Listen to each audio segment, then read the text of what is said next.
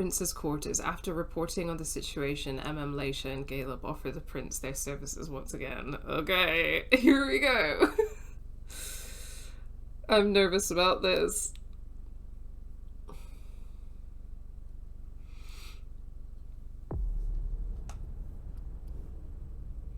Okay. Time for some specs. Let's do this. Let's have a look at Caleb's disciplines, because Rules of the Mind. Defense increases the chance of winning by 50%. It generates 2 hunger. Okay, I could improve that.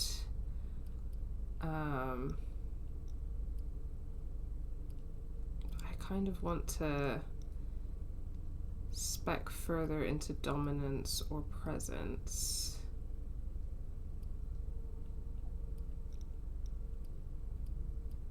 Dominance generates 1 less hunger. The next skill will automatically succeed without using willpower. Ooh. 70. Quite a high cost, but could be very, very worth it.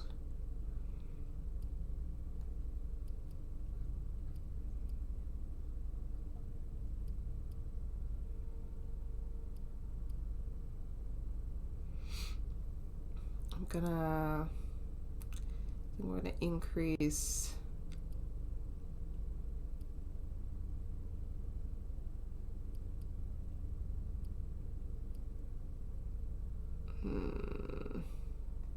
Okay, now I do want to improve Dominate and then use these last 70 points. When dialogue ratings are equal, the winner is determined based on a percentage. Let's increase Social. And then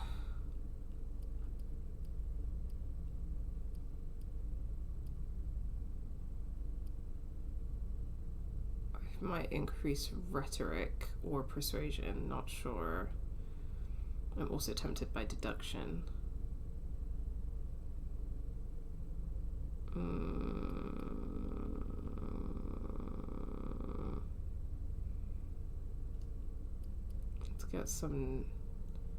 Let's get all Deductive up in here. Yeah. Okay. Neonate. Interesting. Okay, so I guess I'm Caleb first. And like always, you've completed your mission. Like always? Those words don't come from me. You must know what they say about you here. No, I don't know. Enlighten me. Well, you have kind of a reputation. It's actually rather flattering. What reputation? What exactly do they say? Oh, you want to know? I didn't think... Simple curiosity, nothing more. Everybody kept saying that Caleb Bazori has been in tough spots before, and that you come through them unscathed. They were right. Don't listen to gossip. Forge your own opinions. Don't worry about it. It's not a natural thing here. It takes some experience. Mens et manus. I've heard that. Mind and hand. That's the MIT motto. One of my teachers used to say that the only way to really learn something is by doing it. You have a lot in common with him. I'm unsure of how I'm supposed to interpret that. It's a compliment. You didn't tell me what was in those files you gave the prince. I don't see how that's any of your business. To make up your own mind about something, the best way is to go to the source. And apparently, Jason Moore is well informed. I see. You'll have to be patient, Fang. Do you think your success on the mission could play to our advantage? I mean, for... The prince will decide your fate when the time comes. Being useful to her can't hurt. How do you feel about it? Honestly, I just want to get it over with. Like when you're going into finals. even if there's no going back. It's a little late for that, isn't it? It is. Your child, Beryl Underwood, did he have any second thoughts? I don't want to discuss it. He's your only child, so I wondered how it went. Well, could you enlighten me? I mean, he just said that he didn't want to discuss it, but... Why not? Answer honestly. Beryl is very different from you. He always has been. I was blind. It won't happen again. Beryl would have begged me to get what he wanted. Your patience reassures me. I'm making the right choice with you. You seem to really have a problem with him. Yes, and that's why you must stay away from him. This separation between you, what caused it? Don't dig too far into it.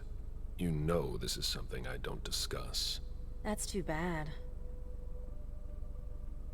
Just asking too many questions about Beryl.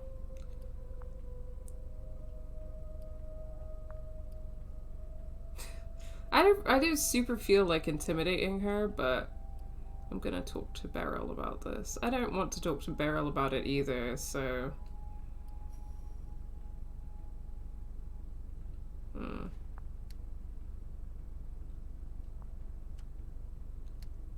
Guess I could try intimidating her.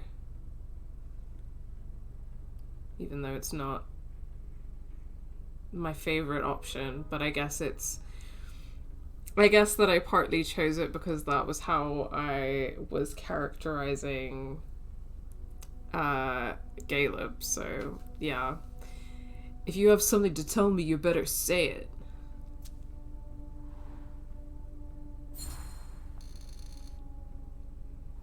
I'm not one to beat around the bush, especially on a matter like this. So either be frank with me, or be silent. I'm sorry, it's just that it's not easy for me. I'm listening. Beryl asked me to come by and see him. Okay, Did that wasn't you? too bad. I didn't think anything bad could happen. I actually thought that... You ignored what I told you. Don't ever do that again. What did he want with you? Nothing in particular. He wanted to get to know me. He told me about Seattle, the Camarilla. He was just being nice, that's all. Beryl isn't nice. He's dangerous. I'm going to have a word with him. But... Wait here. Deary me. Just one more, Go talk to Beryl in his and then you can apartment. rest. All right. Thanks, Ms. Ortiz. Okay, well, I'm not really hungry, so I suppose I don't need to eat anyone right now. But let's see if there's anyone I can have a chat with. What's gonna happen to my vessels? God, the music. They really went for, like, this is a little sexy little vampire salon.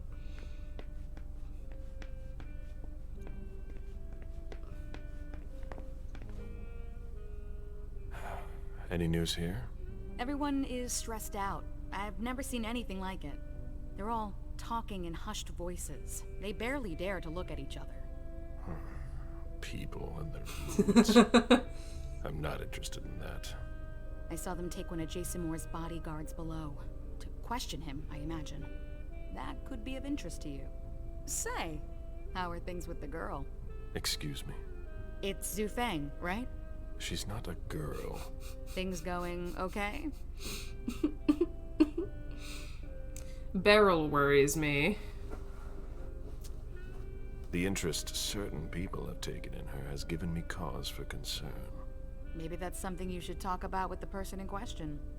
Do you think you'll embrace her soon? As soon as possible, once the prince gives me permission. You met Fang at MIT, didn't you? I was familiar with her writing first. I first discovered her by reading one of her articles. What does she write? She studies the blue economy. To each his own. I don't even know what that means. It's about hope. A hope of making up for centuries of exploitation. Since when are you concerned about that? Since I saw Beryl poison our kind. Blood? or money. I've never embraced anyone. Why? How come? The story of my life, and my unlife. I have no progeny, mortal or otherwise. By choice? Yes, and no. When things weren't so strict, I could have asked, but I didn't have anyone in mind. Not like you and Feng. Now it's too late, as I've clearly been made to understand. When things weren't so strict, so they didn't always have these rules around needing permission from the prince to embrace someone?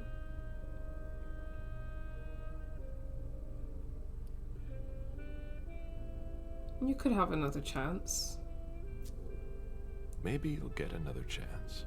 Oh, you mean that after the SI's done with us, our overpopulation problem will be solved? I didn't mean it like that. But still. Be that as it may, I hope the prince will allow you to do it. I don't know. I hope last night isn't weighing on you too heavily. I'm all right. The prince won't base her decision on just that. You've already proven your worth, Mr. Bizori. We'll see about that. Oh dear. I'd better be going. See you. Very nervous about these interactions with the prince. I mean, I think that on Caleb's scene, I did a pretty decent job. So I'm not too worried about it. I'm mostly worried about Leisha. Come back soon.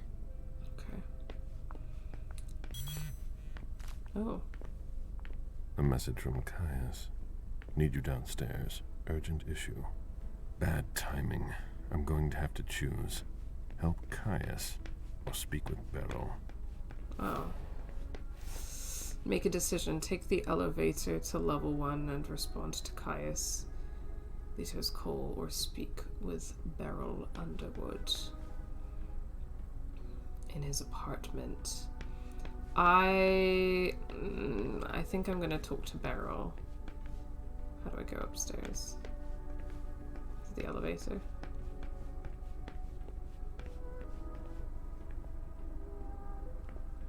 I'm afraid that getting in the elevator might take me to Caius. There's no point in hanging around here bothering me. It's gonna take me a while. Very well, Mr. Sheridan. Please excuse me. I've got cramps. I'm so tired. I'm sorry, buddy. The plight of workers for vampires. If you've got a question, take it to Ms. Bosley. Okay, alright. Beryl's apartment might be through here, right? Yeah. Yeah. Okay, their apartments are on this floor, aren't they? Caleb, our secret agent is back already. The soldier is on furlough. Not for long, I'm afraid. The prince will undoubtedly have some new task for me. At least she trusts you. She hardly speaks to her primogen. Even Beryl is in the dark. He's not used to that. It'll be good for him.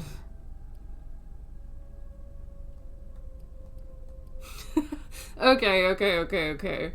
Should I be chaotic and tell her that I found her file and read her file?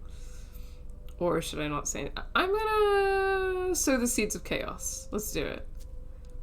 I heard you were doing business with him.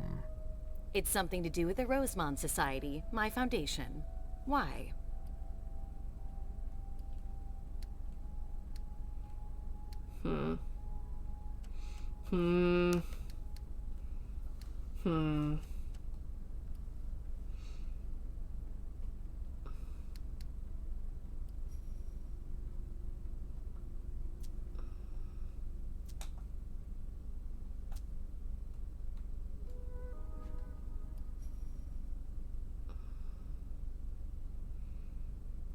Okay, I'm gonna try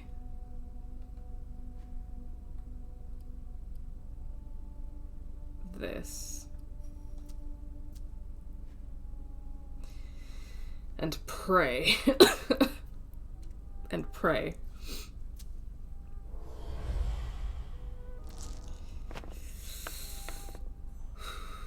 Yes! I'm afraid that in the current situation, it could create Chaos, confusion. chaos, chaos. I just want to get things straight. There's nothing confusing about it. We inflate the value of the paintings we sell. It's the art world. That's how it works. All I can tell you is that Beryl's really the one who is in charge of it. Are you still not talking? You could say that. Any regrets?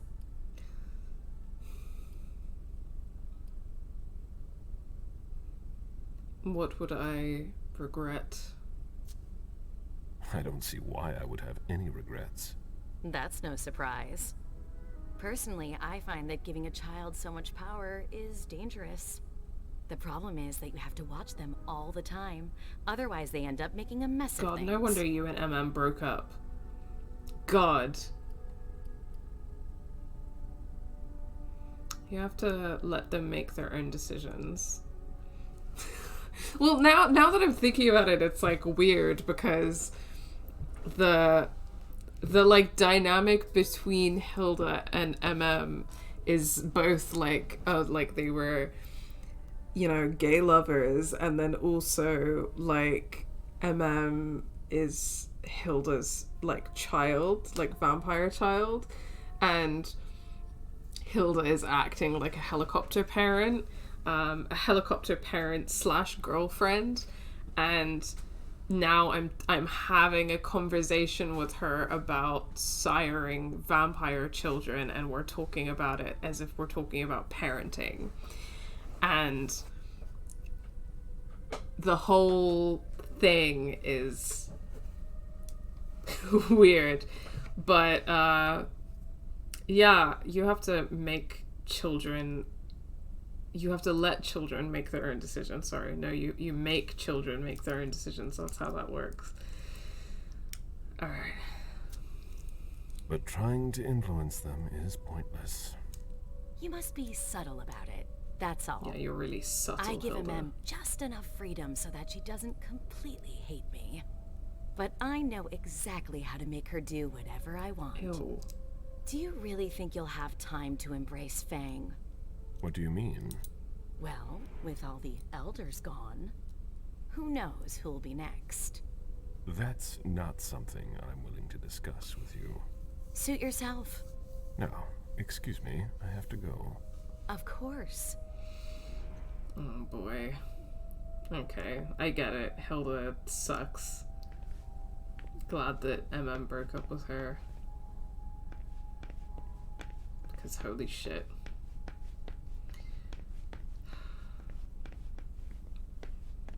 There's no point in insisting. The prince didn't ask you for your opinion. Hazel can't just ignore me and then call me in like this. Now get out of here before I make your blood boil. Mr. Siaka, you're taking a big risk. Goodbye. Drama. Asshole. Sorry, I don't really have time for this. Dijon. Hi, Dijon. Now she's sending you. Run into some trouble with the prince? That's a question to ask Hazel. She's the one who doesn't know what she wants.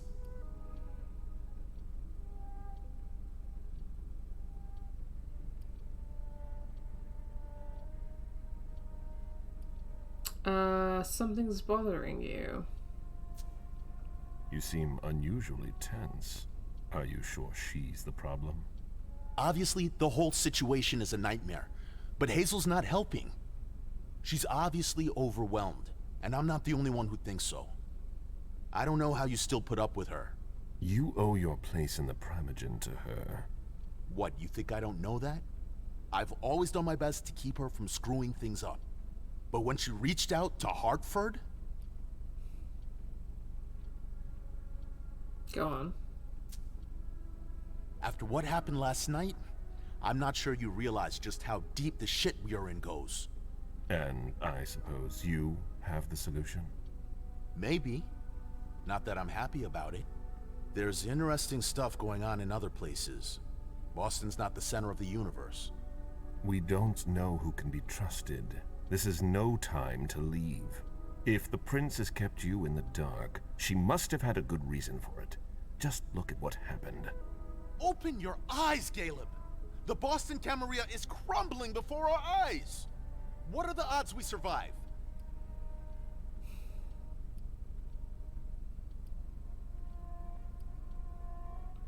I mean, he's got a point. Like, he's got points. He does have points. I don't know that I feel like the prince knows what she's doing. And I don't think it's a good time for me to be pessy, so our odds of survival aren't good. They're not good, I'll grant you that. It might be too late for Boston. You know what it's like! To feel called to be elsewhere. That has nothing to do with this. Salem isn't elsewhere. You won't be any safer there. It's just a starting point. We thaumaturgs will find a way to deal with it. I see that you've planned for everything. I've already lost too much time. You shouldn't waste your time either. If you leave, Hazel will catch up with you. What do you mean? You know, she doesn't like people who have been disloyal, especially now. Hazel doesn't need new enemies. She should be wary. Be careful. Goodbye, Caleb. Dearie me. You've got a lot of shit to say in that outfit.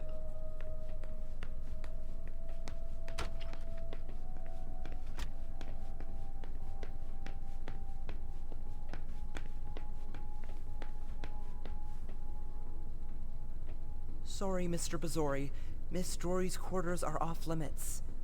What's going on here? Mr. Leto's orders. We've got to clean up.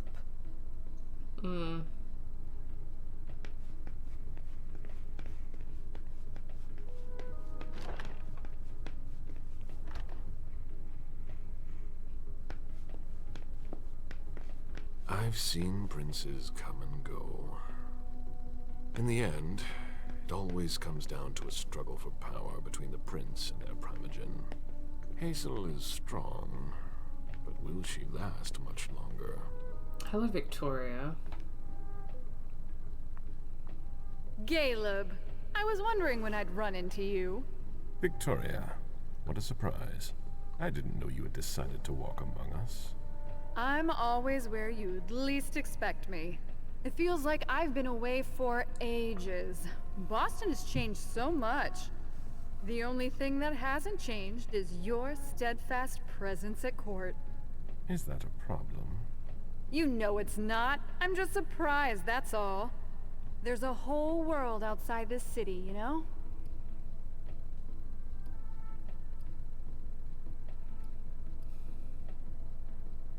I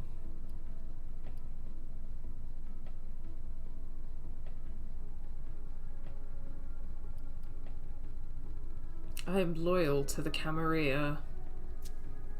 I'll serve our family as long as it needs me. You are a reassuring presence. I must admit I was a bit surprised not to find Quentin King in charge. Quentin gave in to the beckoning 4 years ago. Ms. Iverson runs Boston now. How droll. I never thought King would give up his precious crown. He was so attached to it. Iverson is lucky she can count on your loyalty. You're a valuable resource, Caleb. Especially in times like these. I'm only doing my duty. Ever the cheerful one. She's strange. Do you hear the beckoning? So many elders are gone, and yet, here you are. How is it possible? Because I want to. That's all. I enjoy my existence. Why give it up? But you must also feel that force. The insistent calling, night after night. Yes, but unlike so many others, I have a reason to resist. Don't you? Let's read about the beckoning. A mysterious calling drawing elder vampires away from their fiefs and fortresses, the elders are compelled to travel east towards the lands where mortals and vampire civilizations began into the fog of a shadow war fought over the graves of their progenitors.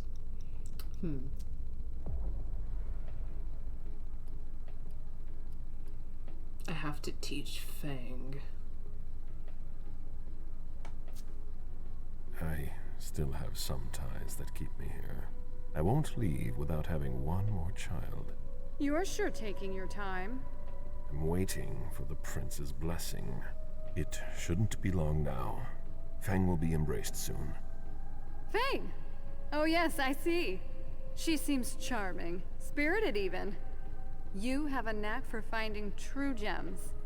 I remember your sire, Jean-Baptiste Tavernier, if I'm not mistaken. You are correct. I didn't see him at court. I remember he was very popular back in the day. He left with all the others. Oh. Psychology attempt. I don't got any psychology points. I'm not a male manipulator. I will not defend myself. I know the two of you were very close. His absence must have left quite the void. The first few years were hard. I had a lot of respect for the man. His departure was like a betrayal to me. He left me alone, in charge of a city without a prince, surrounded by neonates. It was unfair.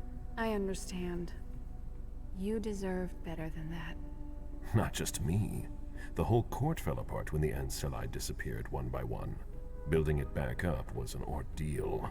But you did it, and you should be proud of what you've accomplished. Pride is for the ambitious. I'm just doing my duty. As always. What are you doing here? I hadn't heard you were coming to Boston. Indeed. I wouldn't be stuck in this tower if I hadn't gotten wind of your arrangement with Hartford.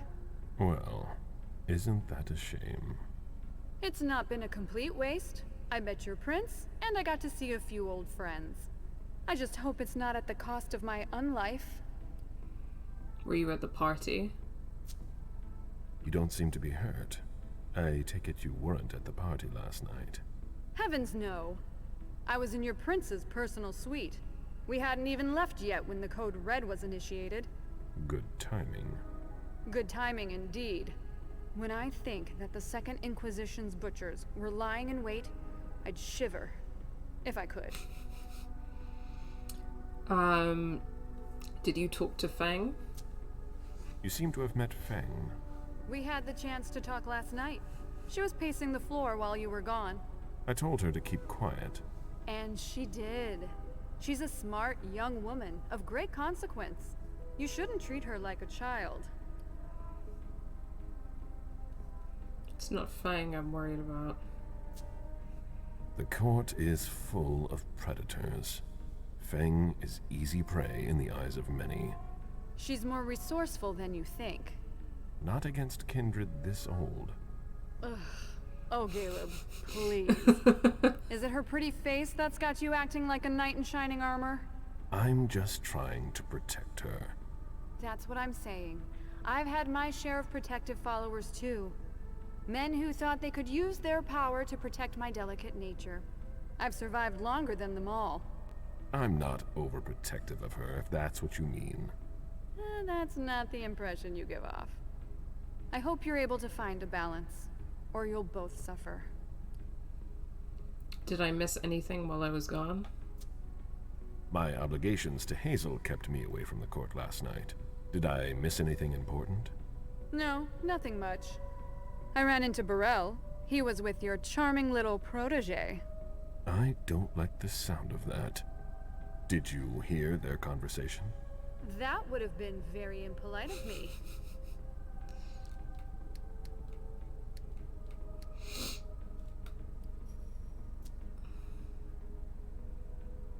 Alright, fingers crossed.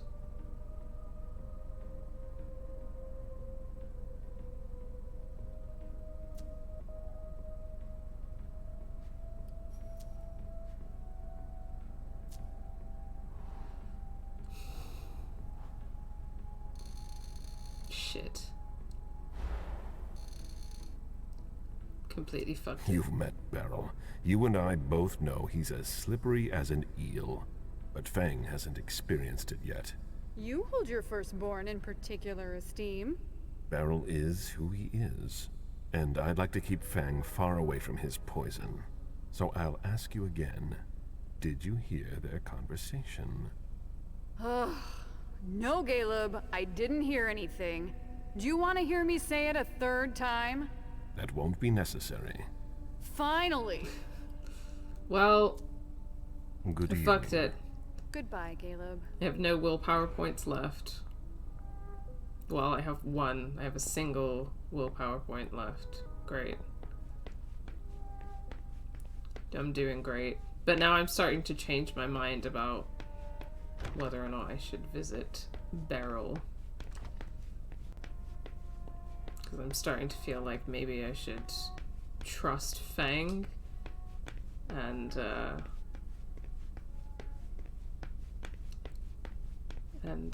leave it alone.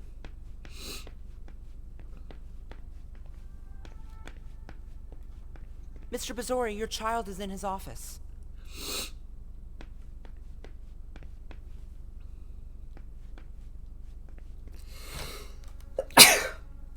Excuse me. Let's just check out some of these other apartments. It's locked from the inside. Okay. It would have been interesting to talk to Richard from another perspective.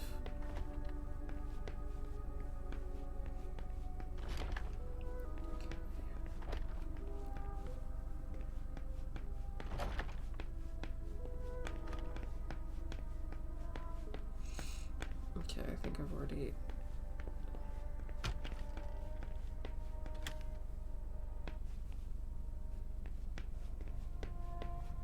Nope, just a random sitting spot.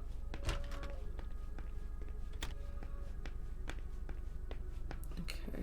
Yeah, I'm starting to think that maybe I should just go see Caius.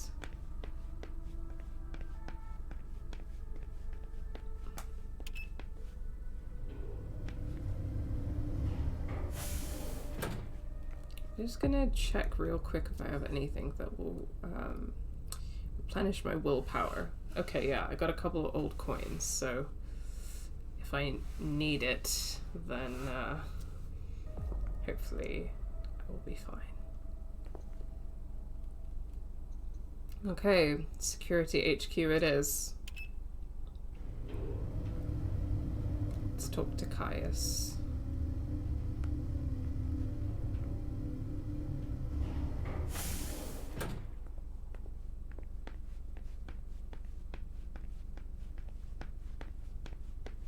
We're waiting for Mr. Leto's signal. Until then, if you have any questions, save them. Got it? No problem. Great. Weren't you the one who was doing surveillance on the Roxbury bunch? No, doesn't ring a bell. You all look alike. Wow. Have you talked to Mr. Leto yet? Okay. I want a report on his activities pronto. I don't like the sound of that at all. You wanted to see me? Happy to see you, Caleb. We don't usually let anybody down here, but I can bend the rules for you. To what do I owe this honor? I need you. Something's come up. On the night of the attack, someone sent a message to an unauthorized recipient. Who? Do you know who it was? Not now, but I will soon enough. Otherwise, the prince will have my head. Caleb, I need your help. I get the feeling that it's all connected. It's too huge to be a coincidence. Do you suspect anyone in particular? Jara Drory.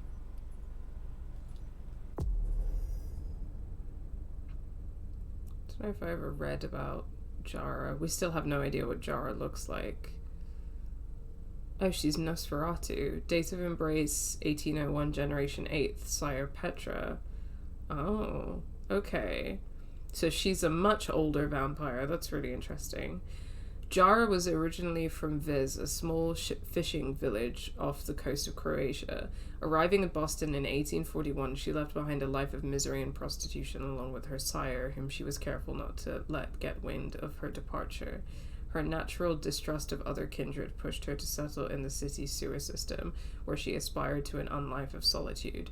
Sadly, it took only a single mistake to be discovered and brought before Kurt Dench, one of the most influential and intimidating Nosferatu in the region. Much to Jara's surprise, Dench was disconcertingly transparent with her. He spoke to her of his allegiance to the British in New England and shared with her his intention to establish a vast Nosferatu spy network throughout the area. She was enamored of the idea. After a long period of observation, Kurt officially inducted Jory as an agent. She would spare no effort and stepped up her ingenuity to meet Dench's expectation. In particular, she managed to infiltrate a pocket of anti-British resistance, the Kindred of Liberty, and went as far as to integrate herself with their primogen. This dual identity allowed her to pass on invaluable information to the British colonists, which they used to tighten their hold over Boston. This fruitful collaboration awakened feelings in Jara that she thought had died out long before, feelings for Dench, whom she so often worked with. Despite his unfriendly demeanor, Kurt was an honest man, straightforward and dependable, a man who Jory realized she had much in common with, though she dared not take the plunge. 15 years later, Kurt would do it for her. 2008, the fall of London rocked the British colonies in America. Jara was unshaken and maintained her cover. While in the shadows, the network of Nosferatu tightened its ranks, Kurt disappeared. Thinking at first that he was on a long mission, Jara looked to her peers for answers without success. Weeks turned to months, then years. With the beckoning taking the British leaders away, Jara abandoned her dual identity and firmly integrated herself among the Americans. She took advantage of her purported involvement in the fight against the colonists to gain access to the primogen of the city's new prince, Hazel Iverson, who made Jara her chief of security. Jara may have changed her allegiance, but her heart still clung desperately to Kurt, to whom she still hoped to see return. Something deep within her kept her from giving up. In the meantime, Jara does what she must to survive and drowns her loneliness in work and excess. Okay, interesting. Evidence. What you're telling me is extremely serious. I hope you have proof. If I did, do you think I'd be asking for your help? But I wouldn't accuse her unless I had serious doubts. Think it through carefully. For starters, she's one of the few who knows how the system works. She'd be able to cover her tracks, wouldn't she? Maybe. But maybe she made a mistake. According to our intel, Jara may have been captured. She was caught in her own trap. Anyways, nothing concrete. Just a hunch, if you want to call it that. In my place, under the current circumstances, I can't really go poking my nose in her business. And I can. Nobody will bother you. I'm not asking for much. Just take a look in Jara's room to see if you can find anything that ties her to any of this. And if you could do it quickly. Why? Because I'm about to erase a ton of data. It's the Code Red protocol. And since Jara vanished, the Prince wants her personal data to disappear along with her. That doesn't give us much time. You in? Oh boy. Fuck it. Yeah, let's do it. I could maybe go and take a look around. Great. I found a key to her room. Take it. Thanks. I didn't even think about that, did I? It's our last chance to recover the data from Jara Drury's computer before everything disappears for good. Just insert this thumb drive and it will download everything I need. If she betrayed us, I'll know. Fine. I'll go see what I can find. Thanks. One last thing. Uh-huh. If you could keep this just between you and me. Fine. And don't come back to see me here. It's supposed to be sealed. It'll look suspicious. I'll send in an engineer after you. Give him the drive when you're done, but don't tell him anything. We have to keep this between us. As you wish. Maybe I should have thought about that more, but it's fine. I think we read that last time, so... I'm sure there isn't much new here. I don't get the feeling our interrogations are getting anywhere. I think we should bleed them a little before we question them. We're too easy on them. Oh, there you are. Follow me, please. We'll speak in private. Well, I've already spoken to you. Was that a glitch? Yeah. Let's go to Jara's apartment. Yeah, I probably should have thought about that decision more, but as soon as he spoke about it, I was just like, that's spicy, and I want to know all of the hot goss. So, I think the council's quarters is on the first floor, right? That's where I want to go. So...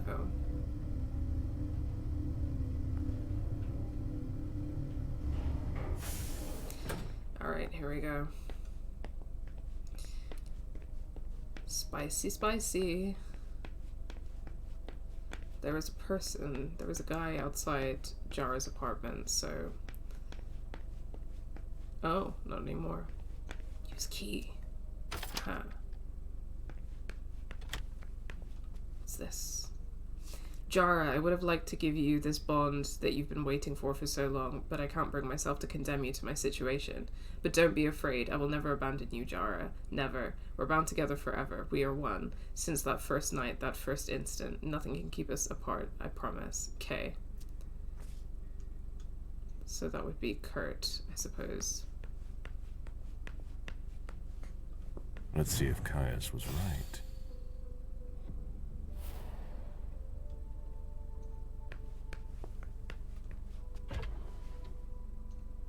Thing in here? Okay. Jara has always been wary of new technology.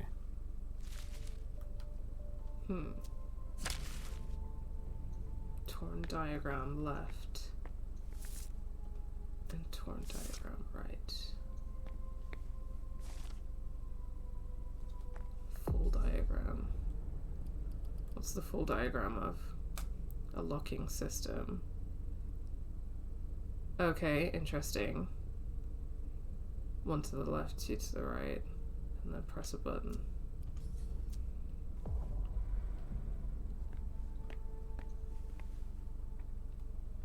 Use your inspect. Jara always was old-fashioned. Whatever's in this box must be important. One to the left, two to the right. There we go. Jara was conducting her own investigation. There is no way Caius would be expecting that. Okay, decrypted conversation, September 4th, 2019 at 9:30 p.m. Aquila. Corvus, you used the old code. Corvus, the most recent one has been compromised. Notes, it's a good idea to keep the codes to myself. Aquila, alternative procedure, pause. Time of last contact, Corvus, 7:07 p.m. Aquila, duration, Corvus, 2 minutes and 27 seconds. Aquila, anything to report? Notes, they are overconfident and have become lax on security. Corvus, of course, the prince wants to increase the surveillance of the port. I don't have all the details, but it could complicate your transfers. Notes, that's the best you can do. Aquila, thank you. I'll pass the word on to the teams. Aquila, I'm still waiting for your last shipment of files. Corvus, I'm working on it. It will be coming soon. Aquila, in that case, Aquila out. End of conversation. Notes, this looks like a test to see if the identification would work without the code. Why? I need more information. It appears Caius was wrong. He and Jara may have been looking for the same individual. Okay, I wish I could close the box, but I guess that is what it is.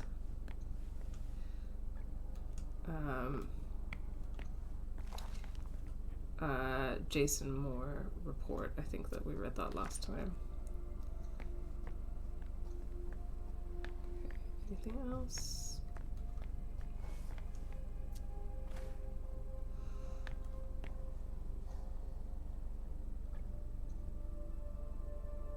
Consult. I can't hack. Okay, I don't know the security code, so...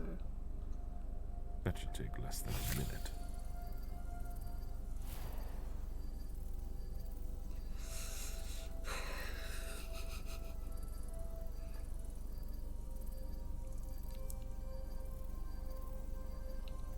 I'm nervous. I'm tense. Oh boy.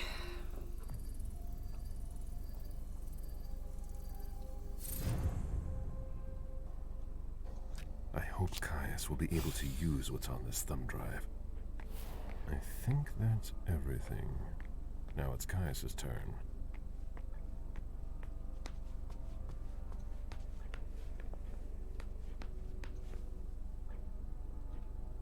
Hello, Mr. Bazori. Mr. Leto asked me to wait until you were done. He also told me you'd have something for me.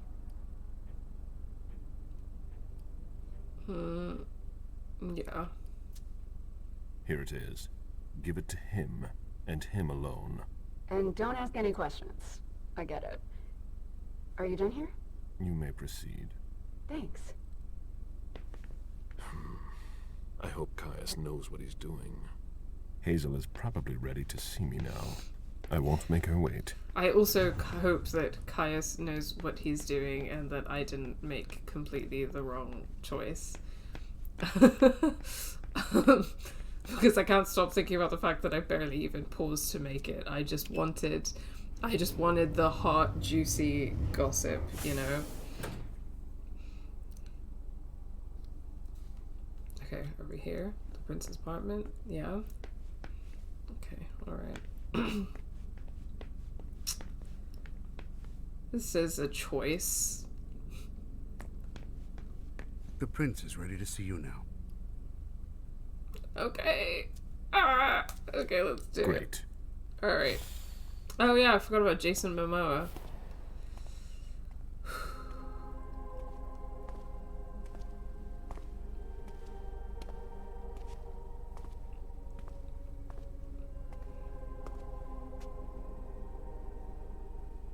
Caleb. My prince. We were expecting you. How may I be of service to you this time? One thing at a time. The situation has changed. The money is gone. The accounts have been emptied. What? That's impossible. Dear. Only Jason Moore could have transferred the money. The situation is dire. Moore would never have done it on his own. He would never have dared. I agree. It's much too bold a move for him. And that's what concerns me the most. Someone used him to attack us. Someone who was extremely well prepared.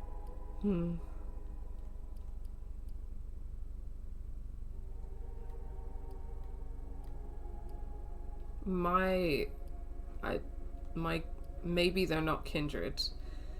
Because, okay, based on what we know, it could be the Catholic feds. I feel like it's unlikely to be the Hartford Chantry. It could be someone inside the Camarilla. It could be a traitor. But I feel like the Catholic feds are a pretty big threat right now. So maybe they're not kindred. Our enemies are everywhere. They're not just kindred. No, the kind have no knowledge of our business. It's someone with diverging interests from our own. Someone on the inside. If there's a traitor among us, I'll have their head. One thing at a time. I'll take care of the traitor, personally. Failure is a luxury we will soon be unable to afford. If you have nothing more to say, we can move on to the reason I sent for you. Oh boy. Okay. About Richard's file. What did you think about Richard Dunham's file? Money that should be going to me seems to go missing whenever he touches it. Richard is far too important to me. I can't afford to upset him now. But if his research doesn't pay off soon, I won't hesitate to show him my disappointment. About Jara's file. Did you read Jora Drori's file? I wish I'd never seen it. There's too much I despise in it. She never mentioned she was monitoring the Primogen's finances. Or this, Kata Potis. What on earth is it? I've got no idea. It doesn't add up. It seemed important to her. But she's not here to shed any light on it. Go on. I'm listening. I've asked for your presence here because I have a new mission for you. Delsin was able to track down the men who attacked us. It wasn't easy, but it was impossible for them to disappear without leaving a trace after what they did yesterday. Where are they hiding? Long Island. I know the place. I know things. Yes, of course. An abandoned facility just off the coast. An old fort. It's the ideal place for a secret base. And certainly much more. Who knows what they're up to out there? How is it we didn't notice a thing? They have abundant resources, and we're short on eyes. It doesn't matter. We'll find the people responsible for the situation later. Our most pressing issue is preventing them from striking us again. How? You're going to go there and kill their leader. Murder? I guess Walter Stanford's probably their leader, huh?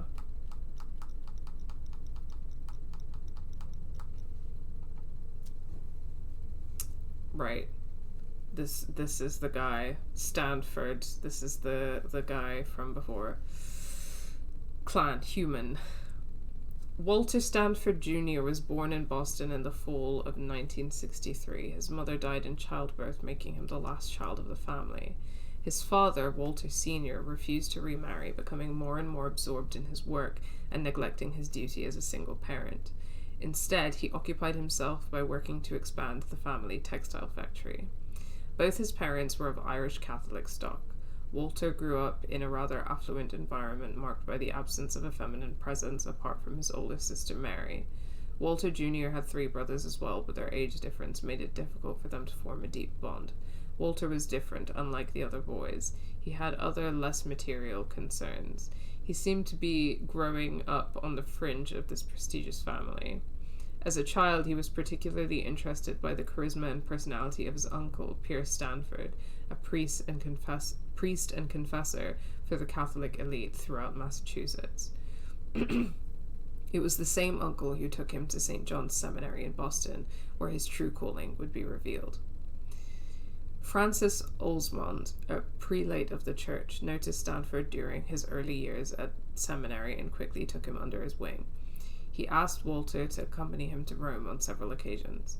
During their first trip in the summer of 1984, Olsmond left young Walter to study and explore the city on his own. Stanford was thrilled by the wealth of manuscripts, places of worship, and scholars ready to share their wisdom. One night, his wanderings took him to the church of Santa Maria della Vittoria, where a charming woman approached him. Her name was Caterina Landriani. Their impassioned and impromptu conversation about the question of redemption ended with the break of the day. Walter did not mention this encounter to anyone. Olsmont, being directly involved with the affairs of the papacy, returned to Rome with Walter regularly. Each time, Caterina Landriani reappeared, always in the same manner. Little by little, the young man began to feel a certain affection in addition to the immense respect he had for the learned woman. In turn, he came to confide in her, to tell her about his mentor. It was the same year that Walter learned of his father's death in Boston. He himself said the funeral mass. He watched as his family was torn apart by the question of an inheritance that had been reduced to nothing more than a paltry sum due to the debts amassed by his father and 3 brothers. After taking over the business, Mary cut all ties with the family, including Walter Jr., who would never speak to her again. The Society of St. Leopold. In January 1986, Francis Olsmond informed Walter Stanford that he would be bringing him along to one of those secret meetings he always attended whenever they came to Rome. He told him that he was part of a secret order and that he intended to nominate him to be recruited. Thus, Stanford attended his first meeting with an organization dedicated to fight against supernatural creatures, the Society of Leopold. At the end of a solemn ceremony, he was inducted as a novice. In no time, Stanford proved to be a promising new member. He spent a great deal of time traveling with his mentor, learning about this new world, whose very existence he had known nothing about. Passing through Rome, he once again met with Katerina, whose behavior had changed. She was more direct and ordered him to bring Osmond to one of their night meetings. Stanford was unsure as to what prompted him to obey, but he used a ruse to convince his mentor to follow him that very evening. The two men fell into her trap. Katerina revealed that she was a vampire and took the opportunity to drain Francis Osmond of his blood before the eyes of a petrified Stanford. He fell to his knees and prayed with a fervor that he had never before felt, convinced his life was to end there alongside his mentor. However, when he dared to open his eyes again, the creature had mysteriously vanished without laying even a finger on him. From that moment on, he has tirelessly tried to understand the events that took place that ill-fated evening. He tracked Caterina Landriani relentlessly, but never managed to find her. He focused all his efforts on eradicating the vampire menace wherever he went. Carrying the weight of Osmond's death, he strove to have the most irreproachable conduct, which catapulted him through the ranks to become one of the youngest abbes ever in the history of the Society of St. Leopold. Today, his successes are innumerable. He is a central pillar of the Vatican, a peerless diplomat who believes evil must be treated like an epidemic, kill the virus, and heal the victims. He is extremely methodical. He leaves his adversaries no chance, but takes no pleasure in his victories. Rare are the kindred who can claim to have survived an encounter with Walter Stanford.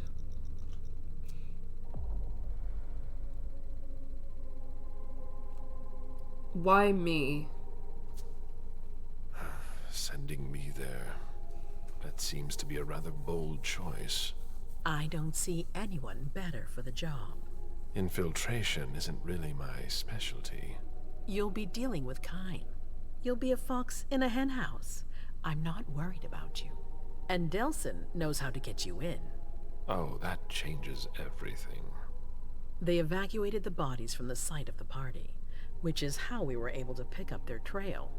There's a small, nondescript warehouse at Jeffrey's Point. As far as we can tell, their transfers from Boston to Long Island are made by boat. To avoid drawing attention to themselves, they've chosen to employ only small craft. There are bodies packed in the warehouse waiting to be shipped over. Do you get the picture? You want me to disguise myself as a body to be evacuated? Exactly. All you have to do is stop simulating your vital functions for a few hours. It's risky. It's risky, but it's now or never. We might never get another opportunity. We have to try. The last transfer is probably going to take place tonight. After that, there's no way of knowing when we'll get another chance. How exactly are we going about it? I need to know the details. Let us worry about getting you into the warehouse. We've made all the preparations. You won't have to worry about a thing until you get to Long Island. Why don't we attack them head on? We know where they are. Why go through their warehouse? Charging into Long Island blind would be far too risky. And with a traitor in our midst, I'd rather keep this to a small circle of trusted people, to avoid any other unpleasant surprises. Very well. What next? And after that? Once you're on the island, you'll be in uncharted territory. You'll be on your own. Who is my target? Walter Stanford. He's the head of the Boston Task Force. He's part of what they call the Society of Leopold. Someone else will take his place. No need for you to worry about that for the time being. Your mission is to eliminate Stanford, and that's all. What do we know about him? What do we know about this Stanford? Not much. They're very careful. He was sent from the Vatican, and he brought other fanatics with him. If he's here, it means that Rome has faith in him, and that can't be good for us. He's got to be taken out. The Society of St. Leopold? What's the Vatican getting out of all this? Your guess is as good as mine. But it seems that the kind are trying to get a better understanding of us in order to hunt us more effectively. These priests have been our enemies for ages. They have knowledge. Putting an end to them is crucial. We must keep our enemies from unifying their strength. Is there a plan B? I don't wish to be the bearer of ill tidings, but what if I fail? Do you have a backup plan? Caleb, you won't fail. You're our only hope. We place all our trust in you to complete this essential mission. No pressure. There's no room for error, Missouri. Oh no. That's stressing me the fuck out now, so thanks guys. Thanks for that. What about the traitor? Aren't you worried someone will tip off the SI? There's still a traitor among us. The traitor's my department. You need to strike quickly, and don't let anyone know of your plans. We can't take the slightest risk. Okay. All right. I've heard enough. Very well. Then you should get going. We've already lost enough time. Very well. My prince. Am I not going to report anything back? Or talk to her about,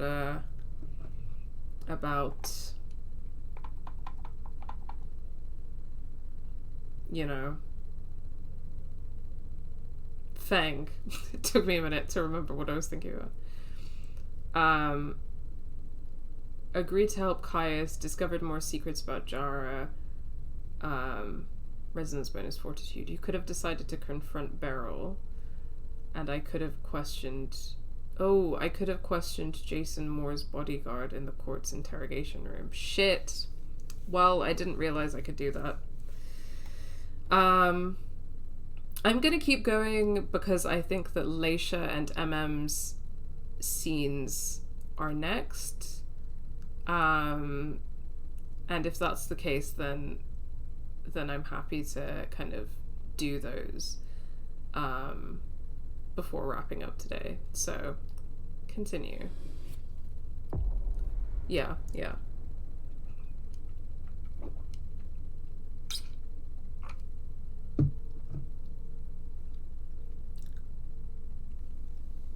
Yeah, I'd like to report back to the prince as each of them before wrapping it up for today. So, okay, when it comes to disciplines, I'm getting the time thing because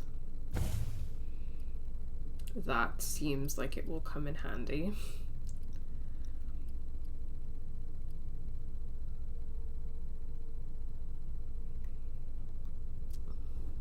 And then I feel like we could do with one in education and one in social. Maybe up my persuasion. Oh, I don't have enough money for that. Okay, let's up my rhetoric in that case. And commit to that.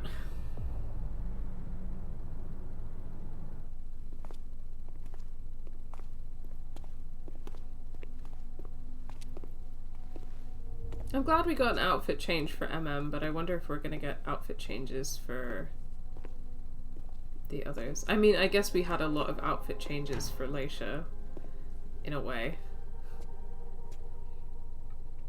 I'm guessing you tipped Bazori off to the traitor? Yes. Any news? Nothing since Richard's report. My city is in danger.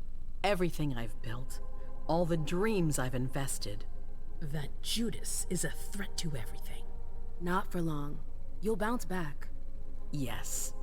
Congratulations on your negotiations with the Chantry. Our agreement with Hartford is crucial.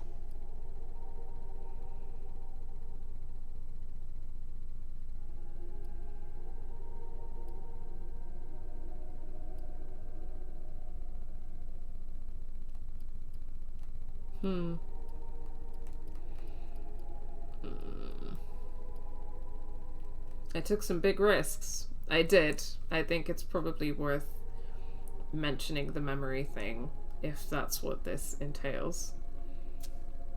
I almost didn't make it out. I could have ended up a guinea pig in their strange experiments. Don't be ridiculous. we would have realized you'd gone missing soon enough. I would have sent someone to get you. Ugh, that's enough brooding. That's not why I brought you here. I have a new favor to ask of you. What a surprise. About what I told you earlier concerning Delsin and Long Island. I've got a plan. Oh, I know that look. Hazel. This is the best moment to strike. That sounds like the definition of rushing into things. Yes, but we have no choice. Delsin? We need to blind them, from the inside. They know too much about it. We have to change that. For that, we need someone to hit them with a surprise attack from within their compound. I wish that person luck. It's you. That's way out of my league. Hazel's not asking for your opinion. You proved you were reliable with Hartford. We need your skill sets for such a risky and vital task. That's precisely what's got me on edge. It's your chance to prove to the court once and for all that you deserve a place on the council, MM. After this, you'll be untouchable. I sure hope so. All right. How do I get on this island? By boat? I doubt it. Coastline's under surveillance. So I swim across. All right. What then? Kaya's wrote a program that can help us. If you can upload it into their system, it'll corrupt all the data they've got in their database. Their systems, the archives, it'll all be lost. Allowing us to cover our tracks. It's our best shot at making it through this. You'll just have to insert it into a computer that's on their network. That's absolutely essential. Any questions? Can't we do that remotely? Your plan sounds pretty old school. There's no way to do that remotely? We've tried, but Leto's agents weren't able to breach their security. Their network's too highly protected. That's why we need you. I see. Can I take someone with me? Am I allowed to take a partner? I'd feel a lot better about this if I had someone covering my back. I understand, but that's not possible. We're already taking a risk by sending a person in to infiltrate their hideout. Got it. Okay. So, let me get this straight. You want me to infiltrate the enemy base alone? The same enemies who just slaughtered half the camp. Quit whining. You can have help. Oh, really? Your task will not be easy. You'll need a diversion while you sabotage their system. A raid near their base, for example. That could work. Who will you send? I refuse to sacrifice any more of our people. So we might as well send in the riffraff. The Anarchs could do the job. Come again? You heard me. How are you gonna make that want you to work? go see them and convince them to go with you to Long Island. You're trying to thin their herd. I'm balancing the scales, that's all. They can't stand us. They'll never agree to fight for us. Let alone on their own without us. They don't have to know they'll be alone. Lead them to believe our forces will join up with them. The SI is a threat to the entire city. They're just as concerned as we are. Why me? Like, for real? Send someone else to negotiate. A real emissary. No one else knows the Anarchs as well as you do. They go to your clubs, don't they? They know who you are. They know they can trust you. I barely know them. I see a couple of them once in a while, but that's it. We're not exactly friends. You're still in the best position to negotiate with them. Yeah. It's not fair. I feel pretty bad for MM. Like, I feel like she's kind of been thrown into this situation, like, not really of her own accord, that she doesn't really want to be in, and it's like she doesn't really have much of a choice because, like, what's she gonna do? Say no to the prince? She just wants to be left alone, man. She just... And what's going on with Journey? Where is Journey? How is Journey doing? Is Journey okay? Because that still has not been resolved, and I was very, very nervous about that, so... I'm not comfortable with the idea of sending them to be slaughtered. It's... despicable. It's just politics. And it's probably your only chance to come back in one piece. What if I refuse? I won't let you. Your conscience is of no concern to me. The only thing that matters is our survival. Great. And too bad if it keeps you up at night. The true face of the Camarilla.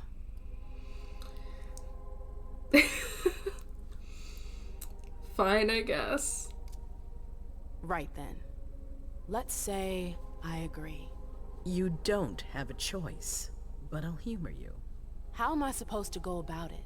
I can't just go chasing down every Anarch I know to ask for their help. There's only one Anarch that counts. Their Baron. Randall Thane? That's right. He's in charge of the various Anarch gangs in the region. I don't know where he is right now. You'll need to use your network. I've got an idea of who I can ask. What can I use as leverage if they try to negotiate? Money, favors. Offer them whatever seems useful. All right. One more thing. Don't tell anyone about your task, not even your sire. I don't want the council poking their noses into this. That will be all. I'm counting on I was them. expecting them Be both careful to, like, and report good back luck. about I'm gonna need the it. things that happened, and for, like, there to be some, like, immediate consequences to their actions, but I guess not. Okay, we're leaving the court to see the Boston Anarchs, I guess.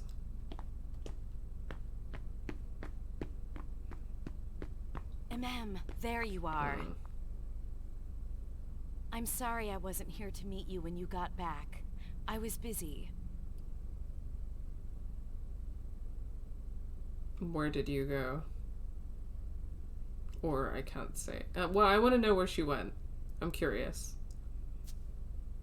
Everyone's got their priorities, I guess.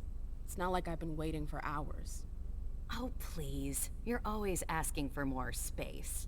You're going to complain about me giving you space now? I'm sorry, I hoped for a little bit of support from you. You haven't asked for any since you threw me out of your life. Excuse me? What are you talking about? We never... Broke up? It's been 30 years, Amem. What? I don't remember. Come on.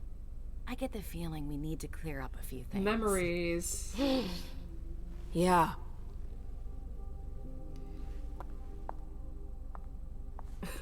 Oh dearie me. We forgot about our breakup. Tell me what's going on. Oh no. Warlocks. I knew their library would leave a mark. Shit. They fucked with my head. So, if I understand right, you have no memory of our breakup. None whatsoever. I really thought that I mean, you know. There's a reason the Warlocks have a bad reputation. And you said it's been 30 years? More or less. That seems like forever. And then again, the blink of an eye for us. Believe me, it's been a long 30 years. I don't know how I feel about this whole situation, man. What's gonna happen? How is this gonna go? Like, I don't like it. I don't want to get back together with Hilda. I don't really super trust Hilda. But I guess maybe I should be honest in this situation. I don't know. I'll tell her. When I was there with the Tremere, I saw things, glimpses of the past. It was like I was reliving certain episodes of my past. I guess that's what Osborne meant when he told me about the memories. What exactly did you see? my attack. I saw my attack with the Knights. I need to know. What happened after that? Did they pay for what they did to me? It's a long story, Mem. And it's not really a happy one. That's all the more reason. I want to know what happened. It's my memory, not some game. Exactly. I don't want to see you suffer again. I won't allow it. But it's not your choice. It's not you we're talking about, it's me. I can't just sit here not knowing. I won't tell you a thing. Hilda, please. I said I no. cannot stand Hilda. There's no point in insisting. Fine. Whatever you want. That's all. Hilda I'm fucking sorry you sucks. had to go through that again. I can't imagine how upsetting it must have been. Yeah. Thank you. Thank you for sharing. Well, I'm not glad that I shared it with you because you're an absolute bitch. Like, Jesus Christ. I'm sorry. I've got to go. I need to take some time to process all of this. The prince is sending me out on another task. Where's Journey? I want my can't best screw up. friend slash maybe gay lover back. Because my ex is really giving me a hard time. And this fucking prince is really giving me a hard time.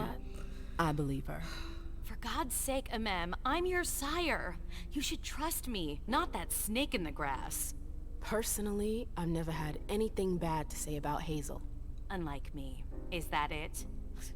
You'd be singing a different tune if you knew what I know. Shut the fuck up. If I knew what? Nothing.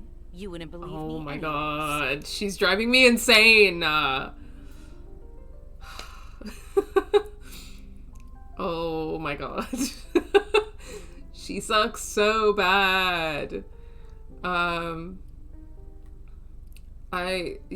She said too much. Fine. I'll just make your life miserable until you spill the beans. Seriously? You know how stubborn I can be when I want something. Hazel's a smart woman.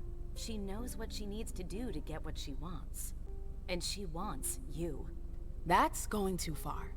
You think it's an honor, but you should really be worried. Hazel never does anything she's not sure she'll benefit from, which means she's got ways to make you bend to her will. She's careful to hide her secrets from you, safe behind her herald. Tonight could be your last chance to discover them. Very well, let's move on. You're right. You should go get some rest, and do think over what we've discussed. Promise me you'll be careful. I'll try. Alright, let's see what our goals are. We can explore before leaving, and then I imagine that'll be the end of the scene.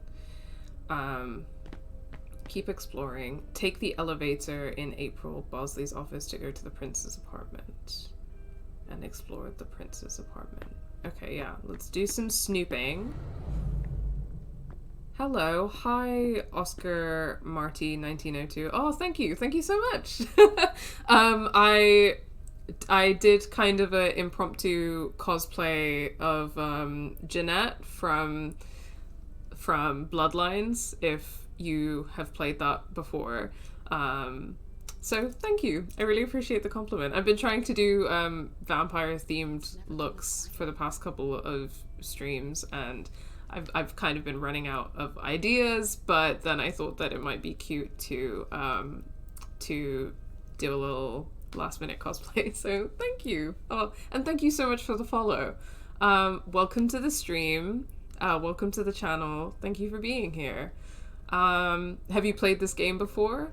What's gonna happen to my vessels? This is my first time playing, so but I'm really enjoying it so far. Okay, I'm not hungry, so I don't need to eat anyone. Let's not really, no. Oh, no need to apologize. You're doing great. Hey, Don't worry about Sylvia. it. Hey, how are I'm your things? Argentinian Let me know fan, if you need lol. Oh, well, welcome. Are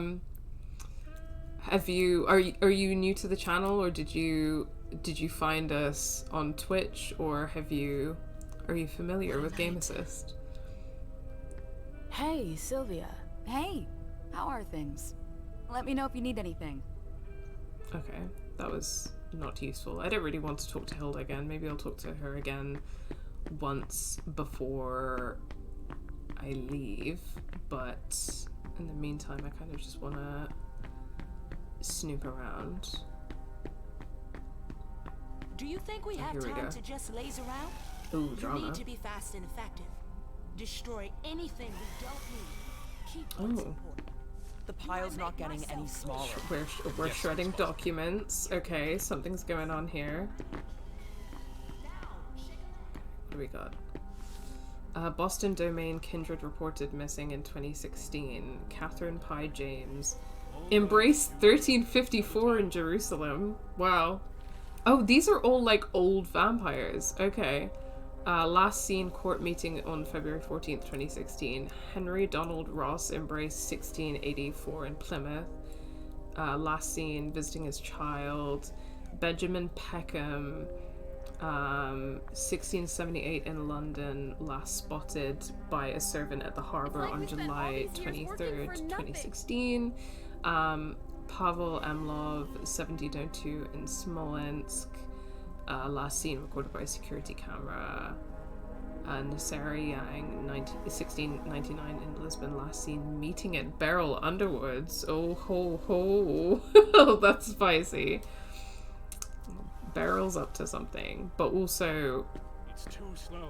That's a bunch of kindred missing that are all older generations. Seems like it's not a coincidence. What a nightmare. It's chaos here. Especially considering that we've pointed out that a lot of these vampires are younger vampires. That's good. That too. Holy shit, what's going on here? Princess Service 2018, Caleb Bazori. February 4th to February 9th, hunt for Noah Vasquez at Franklin Park. The kindred Nora Vasquez threatened the Masquerade by playing with the court's secrets. Target destroyed, accomplice identified and arrested. Thin Bloods, Woodland Dawn Cemetery. A group of Thin Bloods were hunting with impunity near the cemetery. 4 Thin Bloods destroyed, 1 escaped. Maybe to do with the beckoning if they're all older. Does it specify generation? That's a really good point. No, it just said elder vampires. So that's an interesting point. Maybe it is something to do with the beckoning, yeah. Neil Fence tried to blackmail the prince. Target killed, no witnesses. A kindred created an occult community in Weymouth. 1 kindred destroyed, 8 mortals killed, evidence destroyed. The surviving Thin Blood from Woodlawn Cemetery thought he had been forgotten. Target destroyed. The infamous trackers of occult objects resurfaced. 2 kindred destroyed. Evidence seized. Dejan Sliaka requested the presence of Caleb Bazori to accompany him to Salem. No problems encountered. Some Thin Bloods thought they could escape us in Newton. 7 Thin Bloods destroyed, 1 mortal killed. A very valuable shipment disappeared from the port. Conclusion: 6 mortals killed. Shipments found. It's like we spent all these years working for nothing. Boy, what's that? Oh, okay, just a consumable. I'm gonna go get a drink soon. Okay, what are y'all panicking about? What's going on? What's going on here?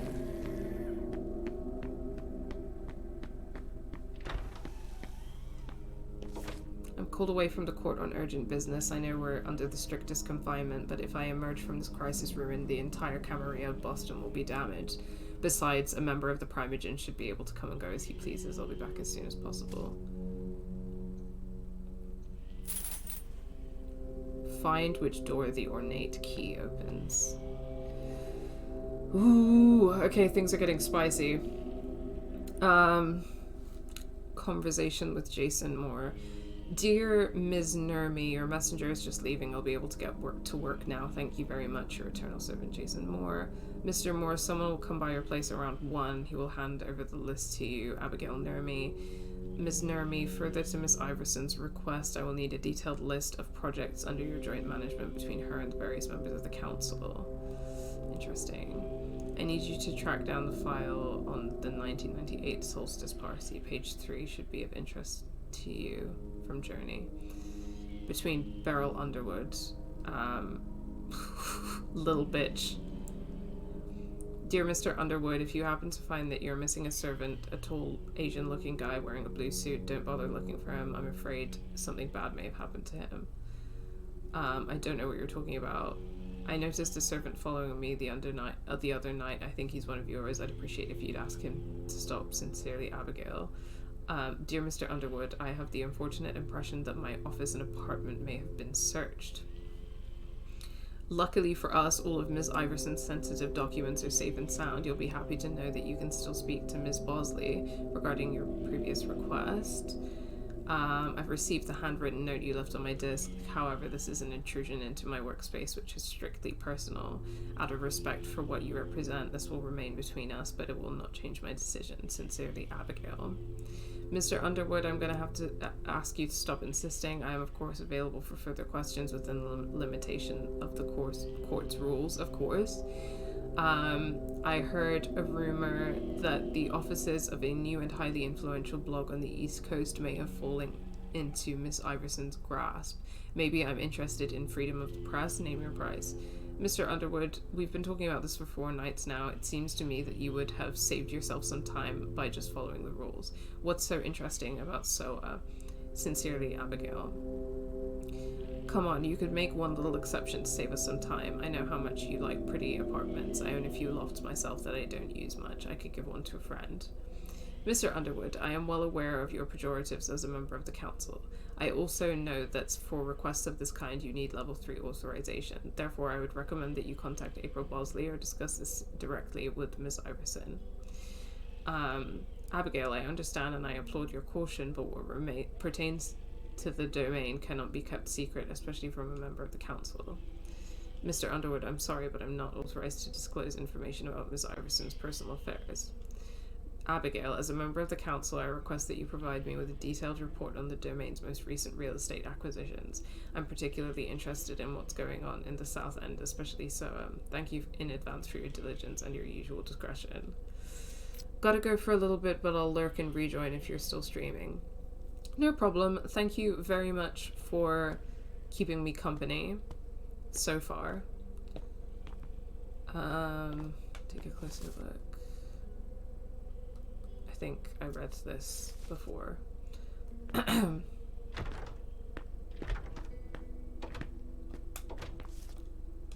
Yeah, I think a lot of these documents I read earlier. Journey.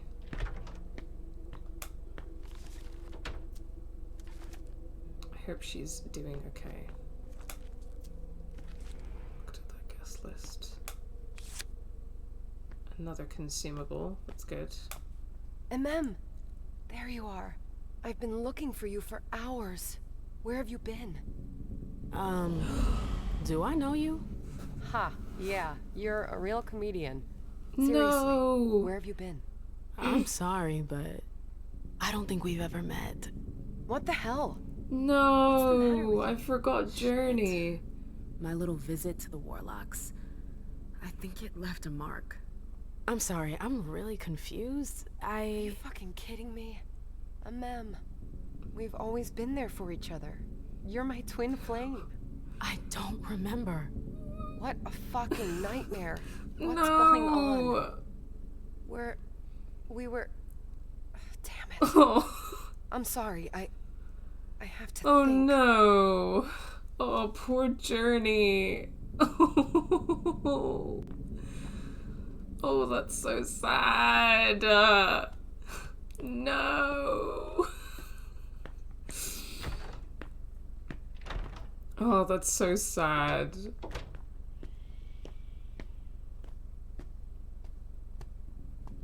Oh, that's so messed up. My poor little gaze. Okay, so I guess we're not getting any answers about that anytime soon, but I'm on my way to April's office anyway, because that's where I'm meant to be going, isn't it? I'd better hurry. If Zeus had chosen flower to reign over all others, the rose would be queen.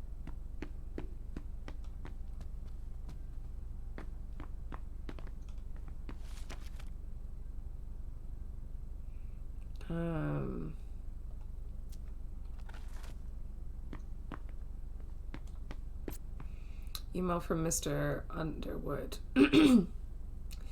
Satisfaction for once. For once, I just wanted to say how much progress Journey has made in organizing the opening night of the Red Salon. I stopped by for a surprise visit last night to check the quality of the services, and you did not disappoint. Please don't embarrass us in front of Hartford.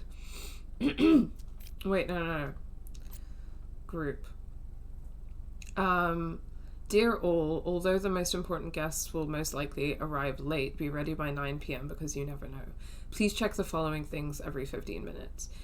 State of the vessels, no excessive drunkenness unless desired by one of our guests, impeccable cleanliness everywhere all the time, make sure that everyone's comfortable, there are enough of you to satisfy any request, if there's a problem page me, make sure that no one's bored while waiting for Ms. Iverson and Mr. Osborne to arrive, they're scheduled to get there at 11:30 p.m. if anyone asks, but nothing's for sure as usual.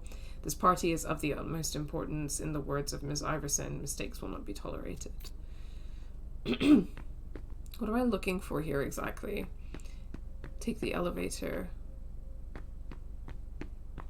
Oh. Okay. I see. It's not April's office that I'm searching. It's gonna be... Oh, shit. No. Go back. Not yet. Let's explore first.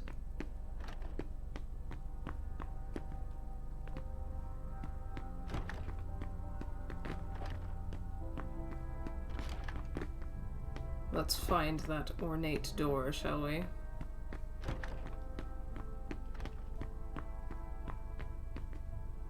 Okay, that's the Red Salon. This is just a place to chill, I guess.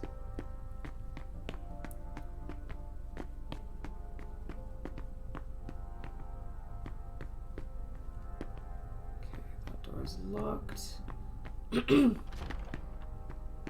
Can go that way. These are the apartments. Oh. The arena. Hilda's favorite playground. I don't know if I'd manage as well as she does. Hi, Victoria. There you are. I heard about your little trip to see the Warlocks. Sounds like you're starting to get the hang of the machinations of the court. Unfortunately, you'll need more than diplomacy to survive the SI. So you know about it? The whole court does. Backstage, people are checking their scripts. There are some who are already thinking of running away. I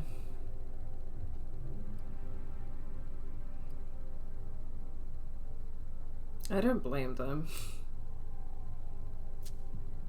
Everyone's heard about London. I get why they're scared. Nobody expected to see hunters on the coast. And for good reason. You seem to be taking every precaution.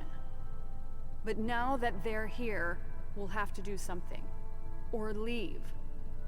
I made my choice when they hit London. Now it's your turn. You'll need to be careful, darling, and surround yourself with associates you can trust. That's a rare commodity around here. You've got your sire. Hilda was furious after you left for the library. She really seemed worried about you. As always. But I survived. You did. Actually, when you were there, did you run into my emissary? I still haven't heard anything.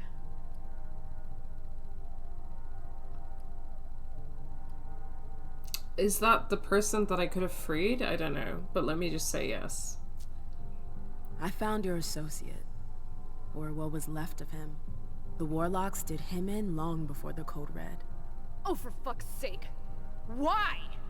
He probably disappointed them. It doesn't take much to piss them off. Osborne will pay for what he did. He had a piece of paper on him. Your emissary had stolen something. Some sort of alchemical formula. It appears they were trying to preserve the properties of the blood. The report will be of more use to you than it is to me. Oh, Crawford. Thank you. We've been turning in circles for years. We're way behind. This paper will accelerate our research.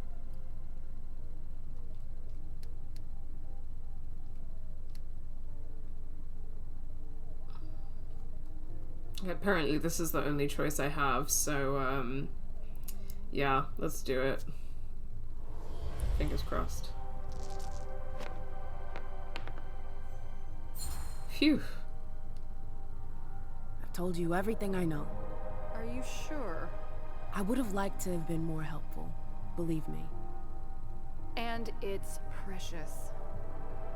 The question now is whether this paper is worth the unlife that the warlocks stole. What if it's not? Then Osborn will get no rest. But it's not your problem anymore. You've done enough already. This work on the properties of blood, even if it's minor, is extremely valuable. Our cities are teeming with kindred and our enemies are legion. If we don't learn how to control our blood supply, our species will inevitably decline.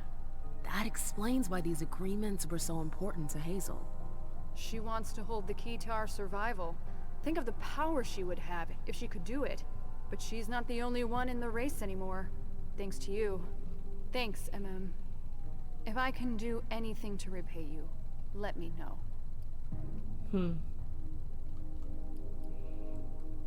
Can you tell me more about the attack on London? I always wondered how a city like London could fall. A kindred stronghold?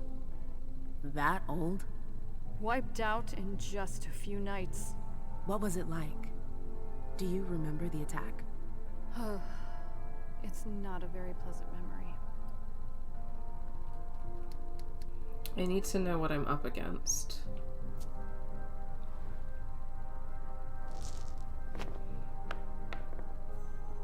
Oh, shit. I can imagine. Those bastards really did a number on a lot of folks. But I need info on them. Why? I'm not allowed to talk about it. But trust me, it's important. Don't take this the wrong way, but I'd rather not talk. Aw, shit. I don't want to relive that nightmare. I get it. Sorry.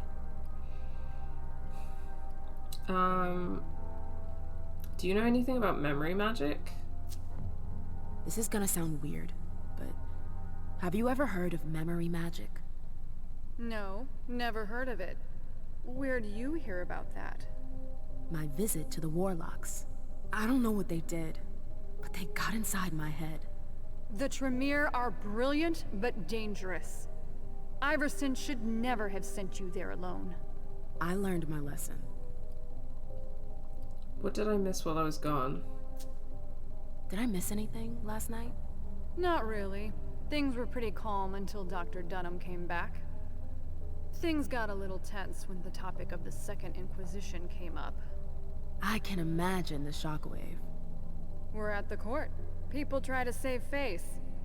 But I saw a few masks start to dissolve. The next few hours are going to be decisive. I need some advice about my assignment. Hazel wants to send me back out there tonight. She's trying to get help from the Anarchs. Well, aren't we the elite soldier to send behind enemy lines? It's a weird choice. I'd appreciate any advice you could give me. I've spent a lot of time with the Anarchs, but never in a situation like this. I imagine that'll depend on what your prince wants to negotiate. If you hang around with them, then you know they're proud. Stubborn. So you think there's no hope? Everyone has their weakness. You just need to find the right button to push.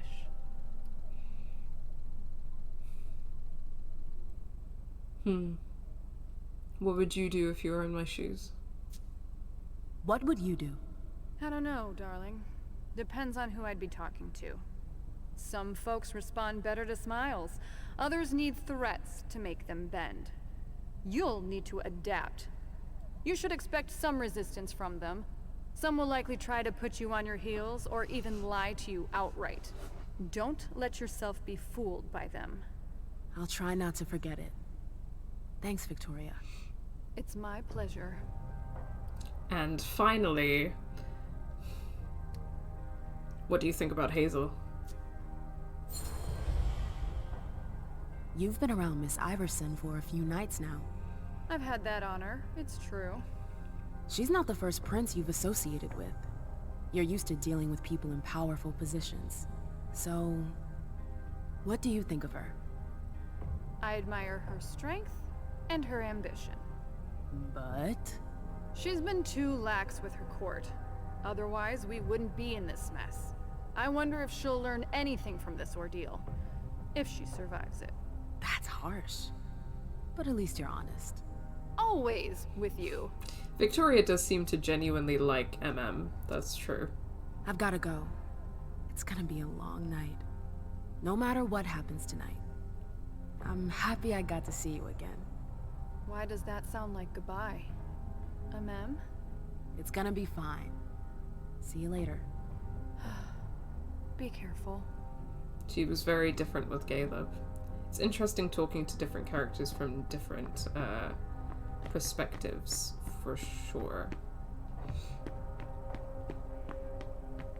Okay. Let's try this door.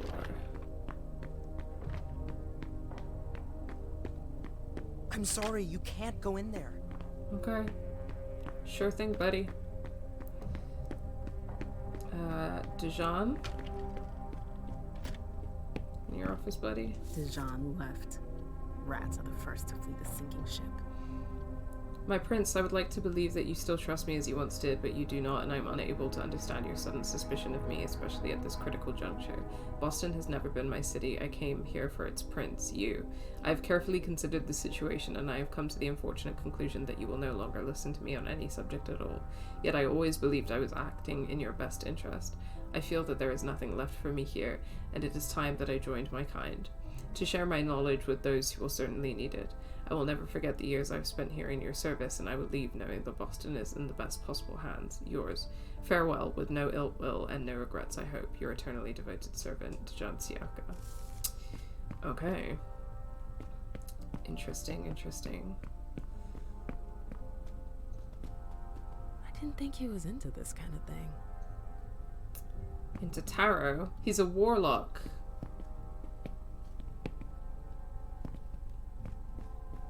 Oh yeah, when I was in this apartment before, it was as Leisha, wasn't it? So, okay, well he cleaned up most of his blood sacrifice after him. That's, you know, something.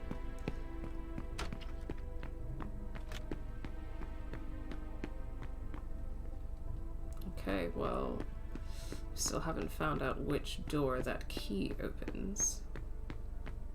Sure, we'll find out soon enough.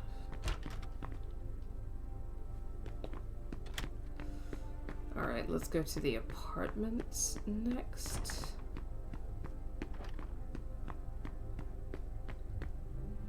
Hold on, is it through this door? Yeah. There we go. This is such a lovely hallway, I love it.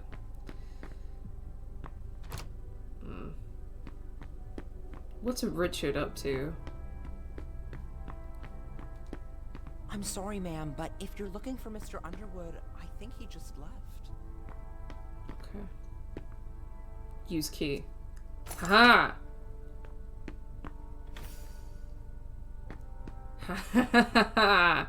Yes. Okay. Alright. Dear Mr. Underwood, here is the report you requested. Attached, you'll find all of the documents I was able to gather.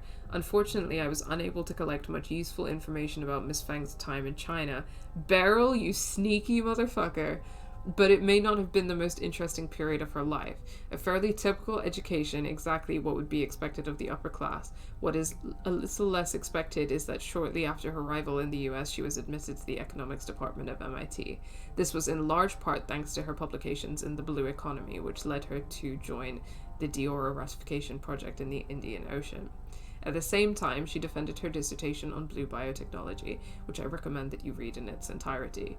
You can imagine that someone of her ilk was highly sought after. She was wooed by major multinational companies before she even graduated. However, she refused all their offers and instead founded her own startup company, Newman Fang Blue Tech. From one round of fundraising to the next, the company quickly became a reference for any group that was looking to make over their image to appear a little greener. If you browse their website, you'll quickly realize how important many of their clients were. As for the most confidential information, I learned that several governments, in particular Luxembourg and Canada, recently reached out to her. For the moment, it's only a matter of advice and informal discussions, but the speed with which she has broadened her influence is highly impressive. My conclusions regarding her are the following. She is brilliant. One might imagine that she is an idealist, but while her actions do not seem to me to be guided by an ideological perspective, she is extremely pragmatic in integrating herself into the upper echelons of society. What's more, she has a true business acumen, as her startup is one of the most successful in the country. You have every reason to take an interest in her. I can set up a meeting with her if you'd like. Your eternal servant, Jason Moore. Very interesting. Dear Sir, Ms. Iverson is honored to invite you to the Grand Unification Party. Blah, blah, blah. Dear Mr. Underwood, as agreed, here's our payment. Thank you for your confidentiality. You're indirectly contributing to one of the greatest forensic discoveries of our time.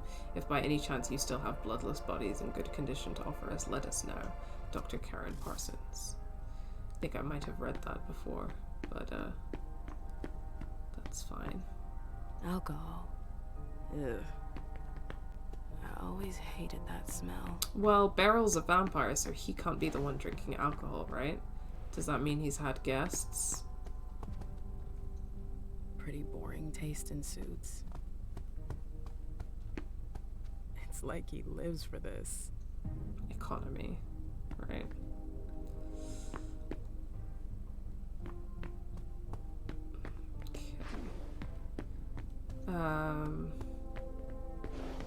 Okay, well, unfortunately, I don't feel like we've found much particularly interesting in here. So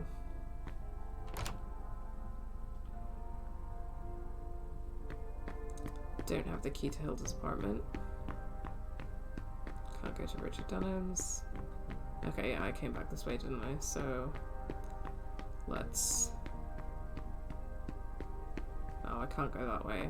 Boo! The rest of my goals. Keep exploring, and then take the elevator. Okay.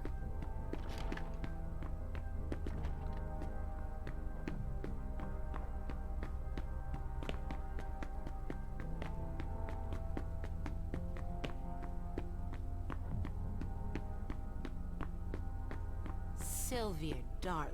Oh, there's Avery. What a night. Can I get you a vessel, Miss Bosley? No thanks. Your juice bags are nice, but they lack character. I beg your pardon? I prefer to hunt less obliging prey.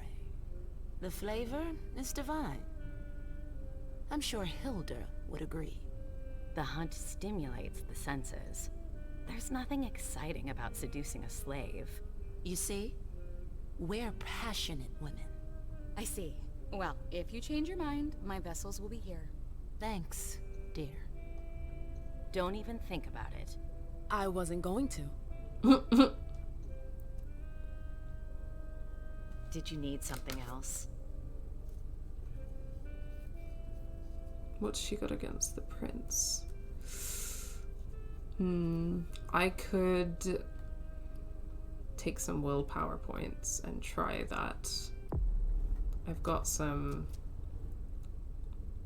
couple of things to restore willpower here, so could use one of these.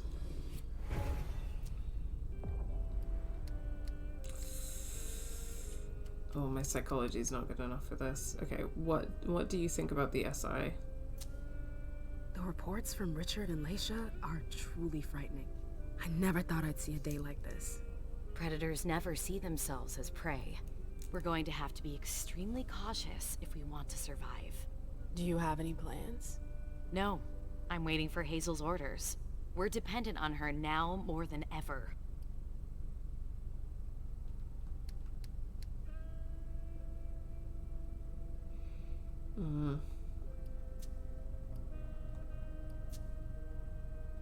I gotta go. I've got stuff to do. Just a sec. I know Hazel told you not to talk about it. Hilda, for the love of God. And I will not talk about it. Come on, come on, come on, come on. But please, at least tell me where you're headed. I already told you I can't. Quit harping on it. Oh, you're passing up a precious ally, but fine. I don't fucking need you, Hilda. I don't fucking need you. God. I'm completely overwhelmed. If we don't work faster, Hazel's gonna freak out. Okay. I mean, I'm also completely overwhelmed, girl. I get you. Alcohol. Ugh.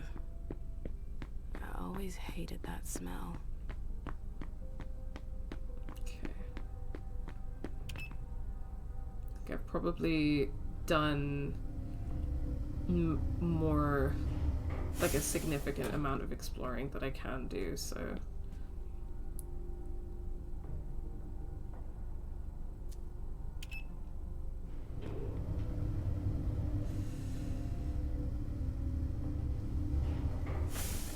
I can't really think of anywhere else to go if I can't go to the basement.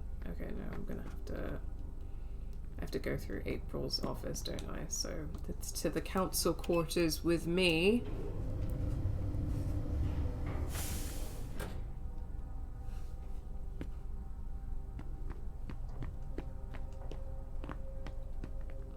Okay, I guess not through that door.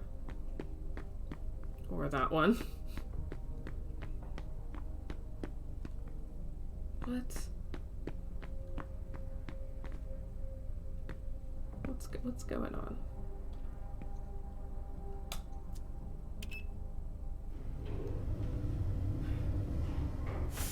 I think once I've wrapped up MM's scene, I still want to do Laisha's if there's like a quick scene of Laisha's here. But I will take a quick break before doing that, probably.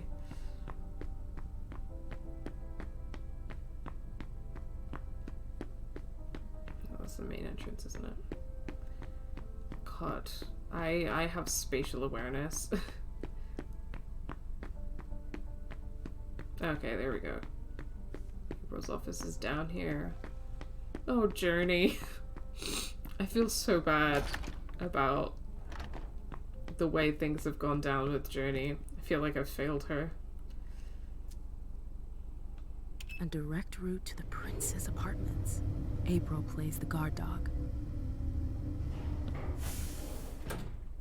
The Swan's Nest. I hope it's worth it. Oh, I'm searching the prince's apartment. Oh, I'm searching the prince's apartments. Okay. Dear Dejan, you know the high regard I have for your advice and the even higher value I place on our special arrangement. That is why I ask you to carry out the task we discussed today, a task that you were extremely reluctant to undertake. I appreciate your objections, but the Hartford Chantry is our best option right now. When I say right now, it is because I am counting on the situation changing, a change you yourself would be party to. In the interest of my project, I cannot reveal the details, especially in writing, but keep in mind that I know where you're from and what your ancestors went through. Hartford is nothing more than a means, a tool. A tool can be replaced. Help me, and when the time comes, I will help you. Fondly, Hazel Iverson, Prince of Boston. I didn't know Hazel was into music. The finale of Swan Lake on violin.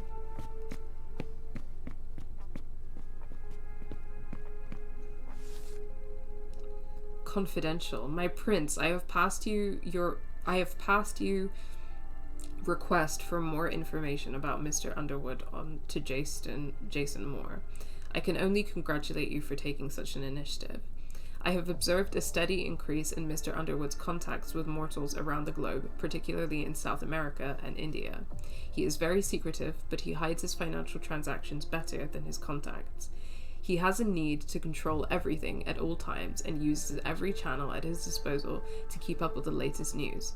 Like most blue bloods, he's a workaholic who trusts no one but himself. Since he became Caleb Bazori's child, the family business he inherited has grown into a vast, sprawling network that controls the sugar industry, from production to sales. He has often flouted the rules of the Masquerade. I suspect he has even gone against many of our principles on several occasions. In any case, without being able to prove it, I wouldn't be surprised. At court, Mr. Underwood is a veritable fox. He knows how to increase his influence, especially since Mr. Bazori has taken a step back. In fact, he is the most prominent member of your clan, after yourself, but he also has close ties to the members of your primogen, Hilda McAndrews in particular, but also, to a lesser extent, Richard Dunham. Good to know that Hilda and Richard are allied with Beryl, because those are all people that I absolutely don't trust. The interdependence he has cultivated makes him a threat to your interests. It would be very easy for him to bypass your authority if he felt like it. He has many ways of applying pressure. I do not mention here the business of other members who are dependent on his goodwill, but I am enclosing several documents showing these connections. Your devoted servant, Caius Leto. A swan. I've always found swans very moving. They're beautiful, but full of melancholy. It's a nice symbol. I get the feeling something's missing. Very spicy. Something's missing. Looks like maybe a gem. There are faint marks on the wall. Use key.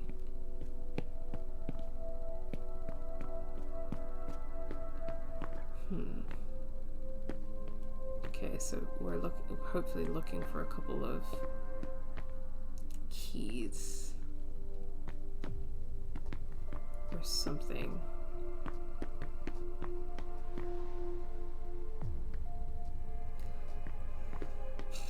Okay, let's read. Hazel had another child before Miley?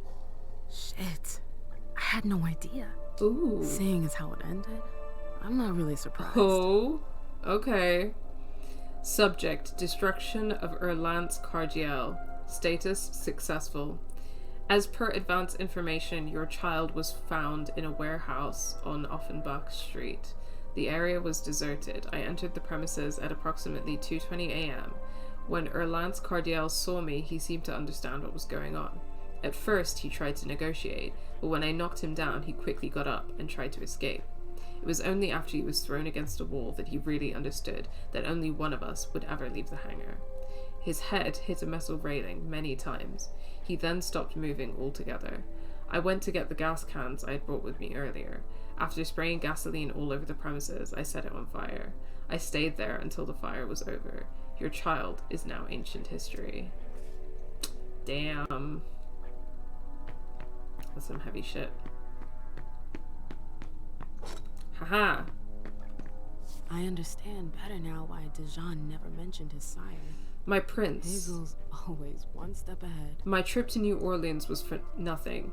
I was able to learn a lot about Dijon Siaka's past. He is a child of one Marie de Richet.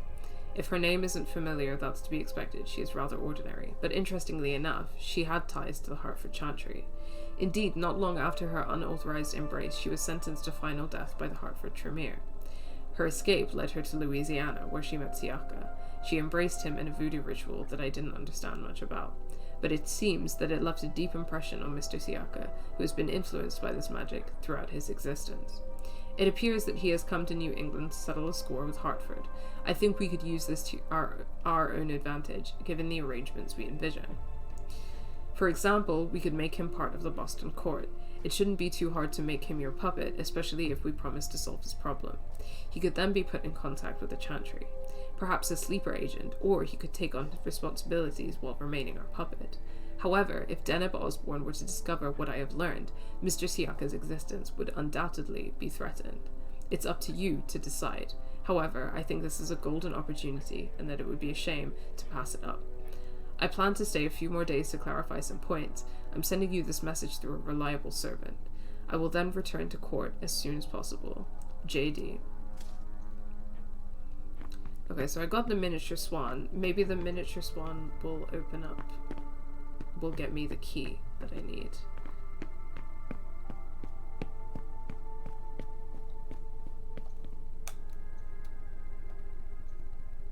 Place stone swan here.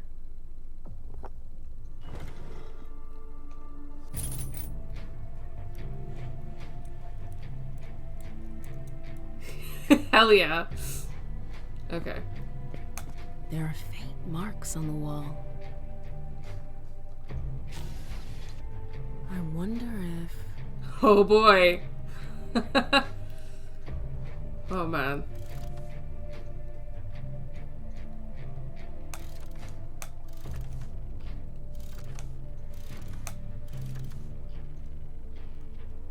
Wait. Okay, so there has to be a specific order to it. I might cheat, guys.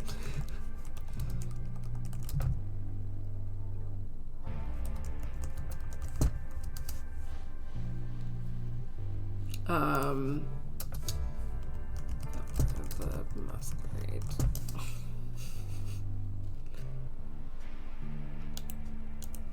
Okay.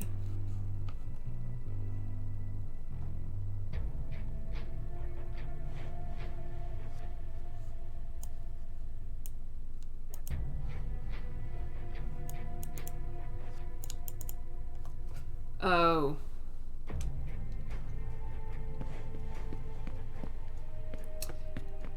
Oh, that's clever. BFDAC.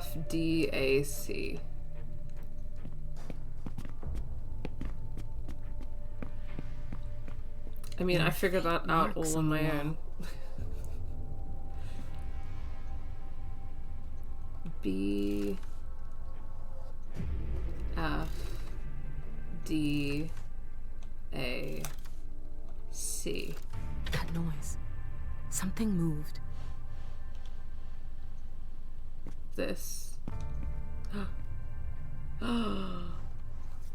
Secret documents. Okay, what do we got? So Hazel has her eye on my clubs. Ugh, politics. Always politics. What's her game? Is this how she thanks her allies? Dear Jason, as Prince of Boston, you know I'm always looking for opportunities to expand my domain. A few of my counselors have brought an opportunity to strengthen our hold on Boston's nightlife to my attention. I would like you to evaluate the acquisition of a number of venues. A specific list is attached to this letter. These venues happen to be currently used by M.M. Lewis, who you do not know very well. She is one of our kind, but I ask for your utmost discretion regarding this matter. Sincerely, Hazel Iverson, Prince of Boston. That explains why Hazel's holding off on Fang's embrace. Underwood. What a creep. My prince, I have heard that you fear the departure of my sire, Caleb Bassery. Indeed, the progressive departure of the eldest among us is a matter of concern, especially when it involves such a loyal and valuable element as Caleb. Nevertheless, I believe I have a way to keep him at your disposal for a while longer. My sire is rather infatuated with a promising young woman. He wishes to embrace her more than I have ever seen him desire anything. Why, you may ask? Why choose to have another child when you already have a child as accomplished as myself? This dickhead. I wouldn't dare to comment on the subject matter myself and would join you in your question. So this Zhu Fang, sorry, I forgot how to pronounce her name, so I'm sorry if I'm mispronouncing that, as the object of his desires is named, should be formally presented to you very soon. You know how dear old Bassery stands on tradition. Of course, he will only embrace her when you have given him permission to do so. This is why I suggest you use some obscure excuse, such as the overcrowding of Boston, for example, to stall for time. He will understand. If there is anything Caleb is good at, it is understanding princes, even when they make decisions that go against his interests. Ask him for more time, postpone it, or even simply ignore his requests, and he will be all the more ready to prove his worth to you, to show he deserves it. I obviously do not expect any form of compensation for this advice. The mere act of serving my prince and the court of Boston, of performing my duty, in short, is payment enough for me. Sincerely yours, Beryl Underwood, member of the Primogen Council.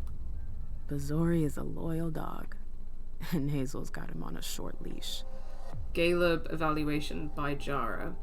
During Quentin King's reign, Caleb Bazori was always above reproach, performing every task assigned to him without batting an eye. He is the consummate tool for doing dirty work, as he is cold and efficient.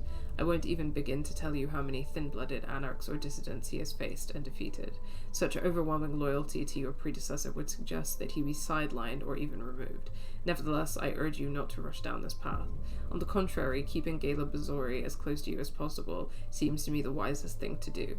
Indeed, his loyalty was not to Quentin King, but to the role of the prince, and today that is you, Miss Iverson. Caleb Bazori could quickly become one of your best assets. I remain at your disposal to provide you with the reports on his various missions, but a reading of everything seems unnecessary, as there is far too much of it. Hazel said there was an accident, but it was actually an execution. If Leisha were to find out... Oh boy, here we go.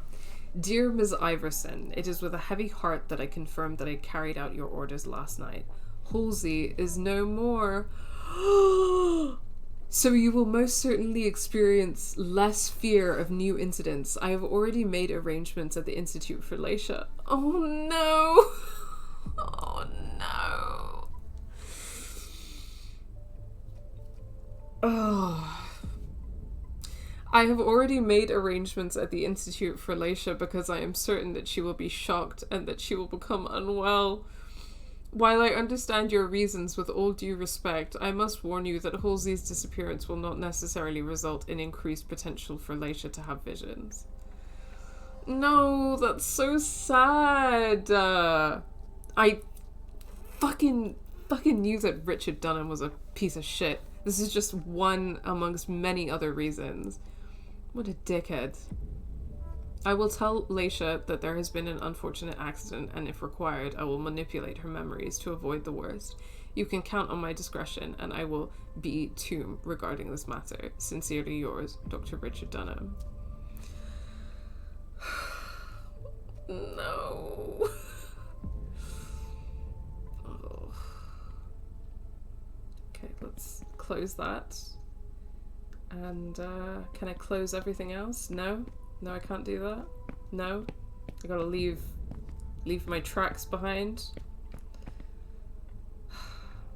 Alright. Let's go. I can't believe these fuckers did that to Leisha. I should go. It's gonna be a long night. Yeah. First, the Anarchs. But I have to find them first. Shit, man. So, Leisha's been, like, having visions of Halsey and, like, possibly Richard manipulated her memories so that she doesn't know that Halsey is dead. Okay. I could have discovered a secret about my sire, Hilda McAndrews, but unfortunately that was not possible. I discovered that Beryl Underwood and Zhu Feng were up to something. You decided to investigate the Prince of Boston. You discovered the Prince of Boston's best kept secrets. Resonance bonus. Allies are in short supply. -10 to the next experience cost for social attributes. Get it off your chest. -20 to the next experience cost for the next social attribute. Oh, so I guess it kind of evened out. Leisha. I definitely want to give her another psychology point. And gonna say another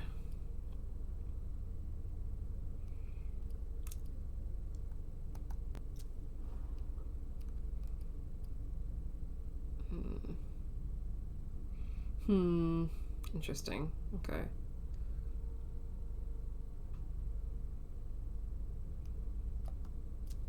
Maybe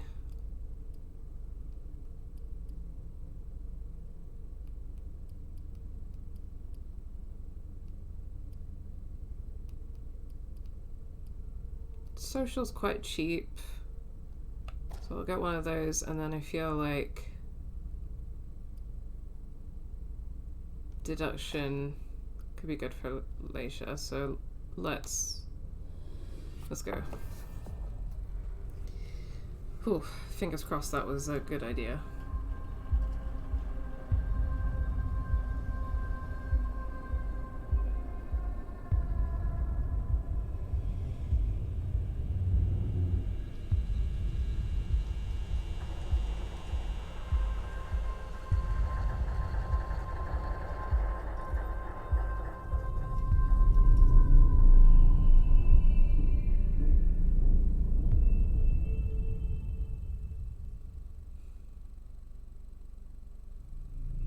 Poor Leisha. Oh shit. Yeah, the priest marked her head. This has not been a good run for Leisha so far. I hope I can... Halsey? Yes, Mom. I'm here.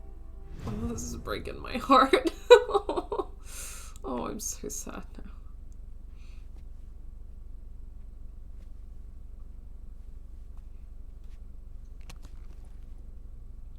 Sad. Can't look inside. Okay.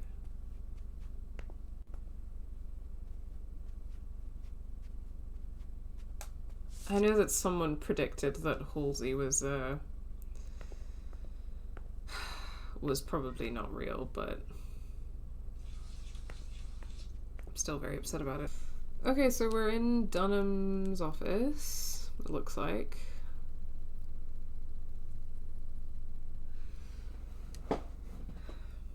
Let's... It doesn't really seem like we can snoop around that much. I feel like we might have read this one before. Yeah. So that's fine.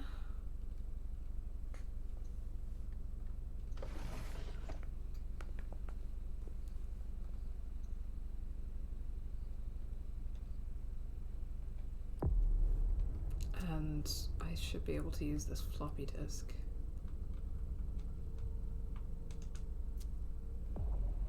Right. There we go.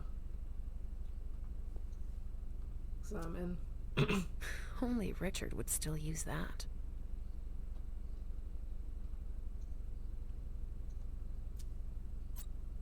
Here we go. Dear Ms. Iverson, as per your request, Mr. Underwood came to the Red Salon to carry out a review in view of the collaboration with the Hartford Tremere. We can confirm that production can triple if we expand operations into our basement. I think it would be wise to create a reserve and allocate only 1/3 of our production to Hartford. We will also provide a temperature-controlled storage area for this purpose. Howdy! Welcome back, Evelyn. We've had a few revelations while you're away. I'll fill you in just a second. I think it would be wise to create a reserve and allocate only 1/3 of our production to Hartford. We will also provide a temperature-controlled storage area for this purpose. As for your practical questions, please do not include the formulas I have been able to work out in your dealings. Mr. Underwood also feels that we need to keep them secret in order to keep the advantage in this agreement. We both feel that convincing them to send Tremere to Boston to perform blood stabilization tests would be a better alternative. As for an industrialized production of more than 400 units per week, I prefer to err on the side of caution. I am able to produce everything alone in my laboratory. Aiming for more at the start would require a move and would surely get us noticed by suppliers of raw materials. I hope to have provided you with the missing information for your discussions on this agreement, which, in addition to the giant step forward that it will make possible for science, will undoubtedly be the dawn of a new Boston under your reign. Sincerely yours, Dr. Dunham. Richard must have had a breakthrough, if Hazel's interested in it. Yes. So, when I was playing as MM, I sneaked into the prince's apartments, and I discovered some secret documents which included basically that Dr. Dunham and the prince conspired to murder Halsey and then change Leisha's memories and have her committed, like, to a psychiatric institution. So that's really fun. Richard always liked masks, like all children of Malkov. Yeah, like, super fucked up. Also interesting that Richard himself is Malkavian. I see guilt. Richard often asked me. Yeah, okay, I don't think that there's much else that I can do in here. As far as I can tell, but also we seem to have been permanently marked on our forehead by that priest guy, so that's great. Hey, Pumpkin. What are you looking at? The picture is scary. Come now. There's nothing to be afraid of. You're not going to be afraid of a couple paintings now, are you? No, but... Yes, I know. It's Richard. He was angry, but he wasn't angry with you. You know... I don't think he is. He doesn't like me following you around. Yes, but it's because he worries you'll get hurt. Pumpkin, there are much more serious things going on right now. Those people who put us into boxes. And who hurt you. Yes, them. But don't be scared. Mommy's here. I'm sad now. I know. I won't let anyone hurt you. Ever. I'm sad. I'm sad. I'm so sad. Okay. There you are. And now it's anger, because fuck this guy. What on earth is that mark? I ran into an experienced Inquisitor. I was caught off guard. Not a dangerous mission, was it? You brought back a souvenir. I'm still in one piece. That's all that matters. Where have you been? I've been looking for you since I got back, but... The prince hasn't given me a moment's rest since I returned. I won't hide the fact that I was happy that you were the one to... well... That I informed them about the Second Inquisition. Yes, I can imagine. Everyone's petrified. I can sense it. Either lost it when she found out. I had a hard time convincing her I was telling the truth. I admit that even I... She's going to ask for your help. I'm sure of it. She didn't follow your treatment protocol. Usually, I give you your treatment when you awaken. You're not stable, Leisha. Enough with that already. You failed miserably with the mission the prince gave you. That's proof of it. What do you mean? You didn't have a firm grasp of the risks. How could I have guessed that? And to top it off, you didn't bring anyone back to the prince. You'll become more and more overwhelmed. I fucked up real bad. And your hallucinations. All this because she's afraid. Hazel has become dependent on you. I feel really bad. I fucked up. I feel like I fucked up Leisha's mission quite badly, and that it's gonna have a really really bad impact for her. And perhaps she should wear a hat. Yeah, that could do it. It'd have to be a pretty low going hat, but we could grow out the bangs, but that'll take a bit too long, so hat's a decent intermediary solution. She can have a nice little beanie. There's good reason to be afraid. What, with the SI on our doorstep? I don't find it surprising to be afraid. What, with everything they've learned about us? And what they just did? Our prince fears losing her throne more than her head, believe me.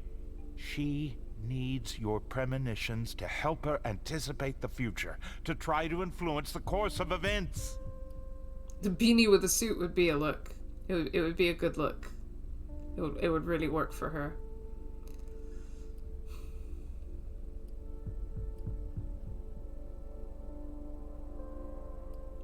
What are you talking about, ma'am? Come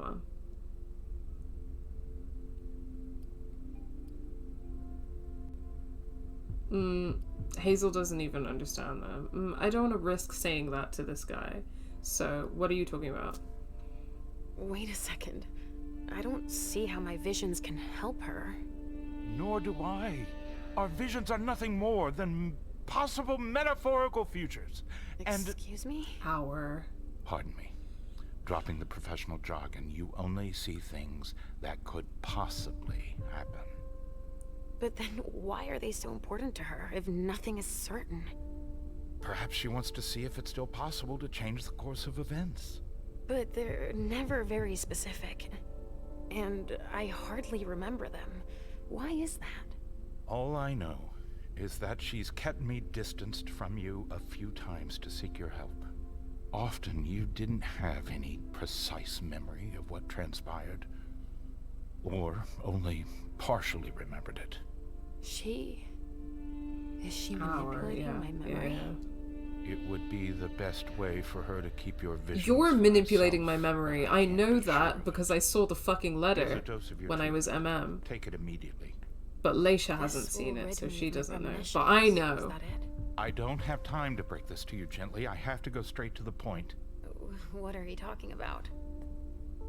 Leisha, Halsey isn't real. What? It's not true, is it? You're the only one who sees her. No. Our family has a gift for seeing things. No. Halsey is my daughter. In your mind. It's always difficult to pull you away from her. That's why I try to treat you as soon as you awaken to keep Halsey from reappearing. He's lying, Mom! He hates me! You're either lying or you're wrong. I don't know which, but it's not true. Leisha! But Hazel sees her. When your hallucinations increase, your premonitions do too. They become more specific and more reliable. And that's what the prince wants. I don't fucking trust you. But you grow increasingly catatonic. Halsey starts to take over. No! I don't want you to leave me! Enough!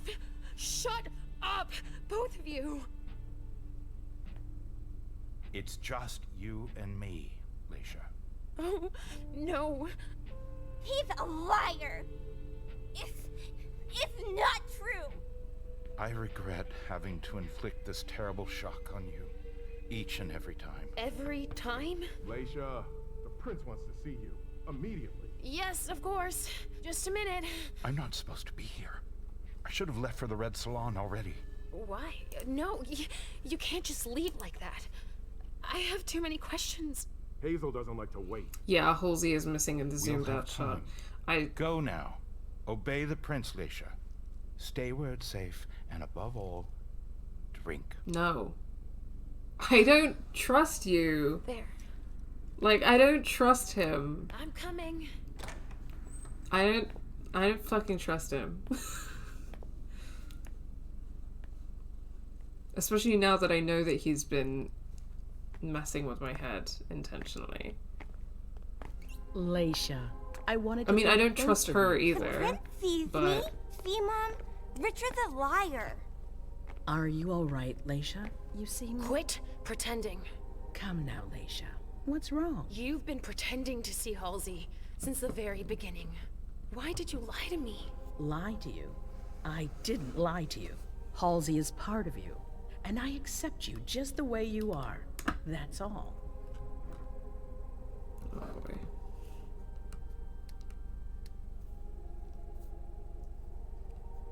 You're doing that out of self-interest.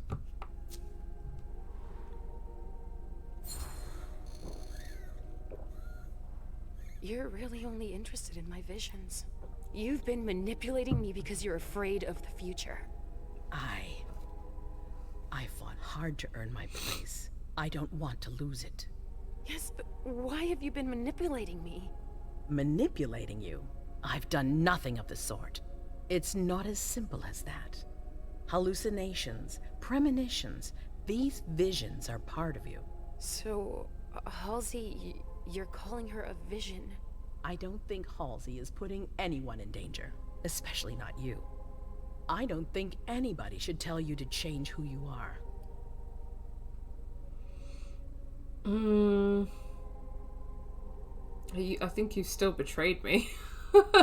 I think you still betrayed me and manipulated me, though. Like, I don't... But you were pretending! You lied to me, damn it! Show some respect for your prince. No. You're blaming me for taking a step into your world. Should I have laughed at you behind your back, like the others do? You're wrong about who's trying to manipulate you. I don't know. You don't trust me. No. I think I'm a little confused. I don't trust you Mom? or Dr. Dunham. I don't understand. Why are you saying that? Listen, I'm sure you weren't expecting it. I would have rather spared you all of this. But Richard is convinced you're better off without Halsey. Yes, he told me that. He told me that if Halsey stayed, I'd have even more visions. That's true, as far as I can tell. And that I'd end up unable to tell what's real from what's imaginary. He's even provided me with a treatment. Oh. Well, it's up to you to decide if you want to take it, of course. But before you make up your mind, we need your help. Our family is in danger, Leisha.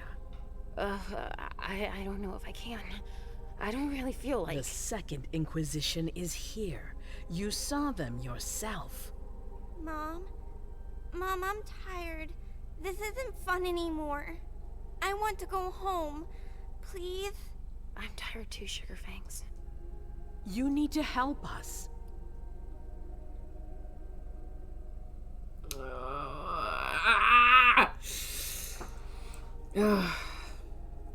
I mean, I do not trust the prince. I absolutely do not trust the prince. I do think that the prince is using her. I don't feel good about any of this, and I feel really nervous about where this is going for Leisha. Yeah, this is really tough. I want to stand up for her / myself, but also the Second Inquisition kind of is an existential threat to everyone there. So there is a case to be made for accepting in spite of everything, because it's a pretty big deal. I know. I think I'm leaning towards that because I don't see a scenario where Leisha standing up for herself right now goes very well, because nobody, as far as I can see, nobody is really on her side. Dr. Dunham isn't on her side, and Prince Iverson is not on her side, as far as I can tell. And like, there's nobody else here that has her back. I don't feel like she's in a situation where I want to push too hard, which really fucking sucks. But I think that I'm feeling like, unfortunately, I'm gonna have to accept this mission. So that's what I'm gonna do. Obviously. But what exactly do you want me to do this time?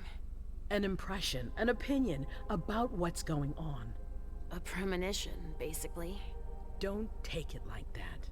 Others are less scrupulous than I, believe me. What are you talking about?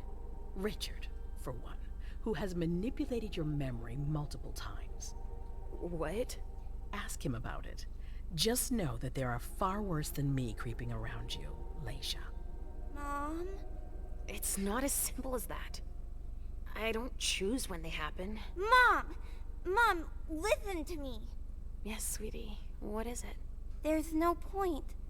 The swan will lose its head in 2 days. I just saw it. We know, Mom. What's going on? Leisha, is Halsey speaking to you? What is she saying?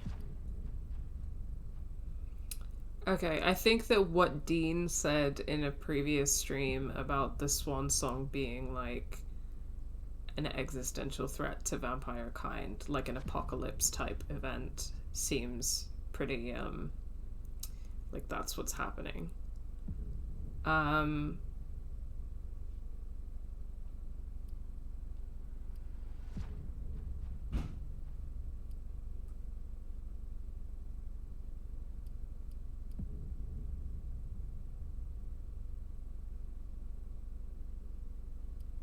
Honestly, there's nothing to be, even though I don't trust the prince, there's nothing to be gained from keeping this a secret.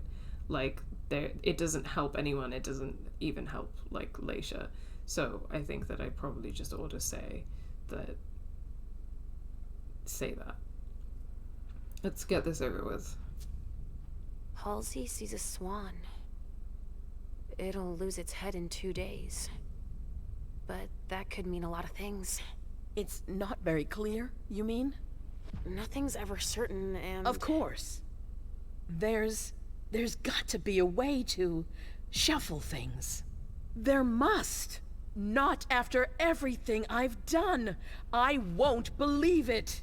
Hazel, Please leave. I need to think. As you wish.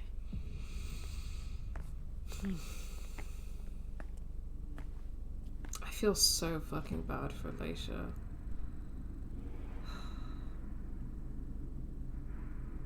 This poor woman. Damn it. I don't know who to believe anymore. Not everyone gaslighting and manipulating a mentally distressed person. Please, Mom. I'll be a good girl, I promise. Oh, I knew that this was coming. I knew that this was coming, and I still don't know what I'm gonna do. I don't know what to do. Because, and I want to be clear that this is obviously, like, in a way about taking psychiatric medication, right? And I want to be clear that there is nothing wrong with taking psychiatric medication, but what is wrong is, and I feel like this situation parallels the real life situation, right? That, like, the problem is when you have psychiatric medication kind of forced or pressured onto you, when you don't have the ability to make an informed choice about whether or not to take psychiatric medication. And this very much feels like a situation where, you know, the reason why I don't feel good about taking medication in this instance is because I don't trust the doctor, and I have literally no information about this medication, what's in it, what the side effects are. Like, this is not a good or safe situation. This doesn't feel like a good or safe situation to be making a decision about putting something in my body when I don't even know what that thing is, and I don't trust the person who's recommending to give that to me. And I feel like this 100% parallels, like, real life situations where, like, you know, doctors, I mean, obviously, like, especially in institutional settings, and we know from Leisha's history that she's been institutionalized several times too, that people are, like, physically forced to take psychiatric medication and things like that. But I think there's also, like, a much more insidious and normalized kind of coercion into taking psychiatric medication that we experience in the real world, like, from doctors, that most of the time, you know, we're not really super informed about those medications, but we kind of take for granted the medical expertise of doctors. Oftentimes we don't know everything about other treatments or our options or all of these kinds of things, and that's definitely a situation that we exist in, that this parallels to me. And so I do just want to be really clear that this isn't me, like taking medication is fine. If medication helps you, absolutely fantastic.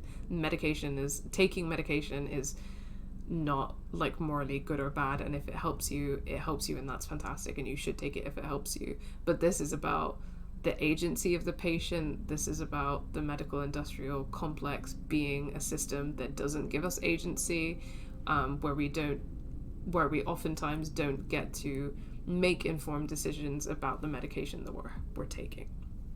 And so I just want to be really, really clear on that. So yeah, I don't know if I trust the guy who fucked with your memory. Absolutely. I do not feel good about taking this medication. That doesn't feel like an informed or safe decision that I can make in this context. And so I think I'm going to choose not to take this treatment because I don't trust the doctor and I don't feel like I can make an informed decision. I don't know anything about what the medication is or what the treatment is. So yeah, I just wanted to be really clear on my reasoning about that. I don't feel good about this situation at all, and I don't feel good about where this is going, and I feel really, really bad for Leisha. But all of that being said, I think that this plotline is really, really interesting, and I'm definitely I'm quite like excited by the analysis potential that in this game, for sure. So anyway, we're not taking the treatment. So we're inseparable? Like two peas in a pod? Yes. Like two peas in a pod, sweetie. Difficult patient. What's wrong? Is a trait that I've just gained. Interesting.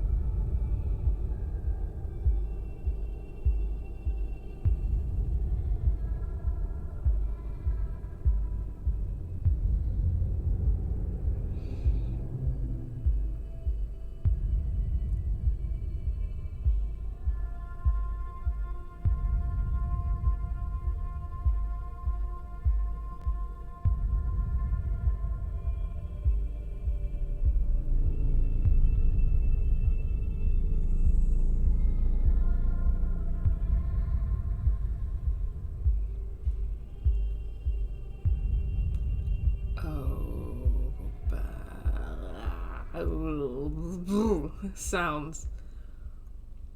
This is... Mom? Yes, I'm fine. It's all right. It's just... I need to talk to Richard, Pumpkin. Again? No, we're happy together. It's not just you. The hallway. My memory. He has to explain this. I want to understand. All right. As long as we're together.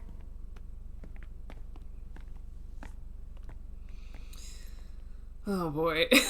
What was that? What was that? Oh boy. Oh man. Oh brother. Okay.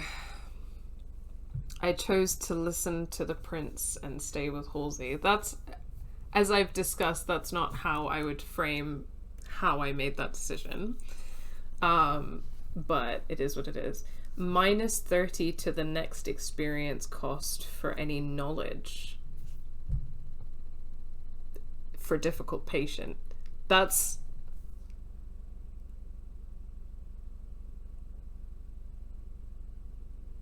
really interesting. That's really, really interesting. That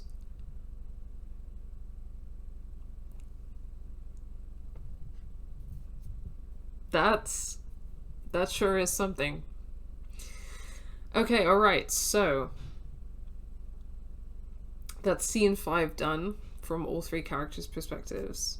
I'm gonna double check, but to my knowledge, Masquerade, Swansong, scenes.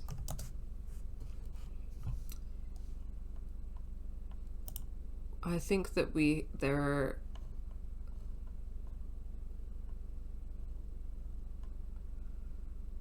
quite a lot of scenes I'm looking for the order just so that I have like a list of how many there are. Yeah, we've just done scene 5. Okay, I think that there might be 11 scenes, so I think that we're approaching halfway through the game, which is not bad at all. Okay, so I don't have any more streams scheduled in for the moment, but I'm just having a really great time with this game. I'm definitely gonna play more, definitely gonna finish it. Thanks so much for watching this video. If you enjoyed it, please remember to give it a like and share your thoughts in the comments below. If you aren't already, remember to subscribe and hit that bell button to know when we upload next. On screen, you can find this whole playlist for this Let's Play, and you can find a link to our latest video essay. If you like what you see, consider supporting us on Patreon. The link to our Patreon is in the description of every video. Thanks again so much for watching, and until next time, take care.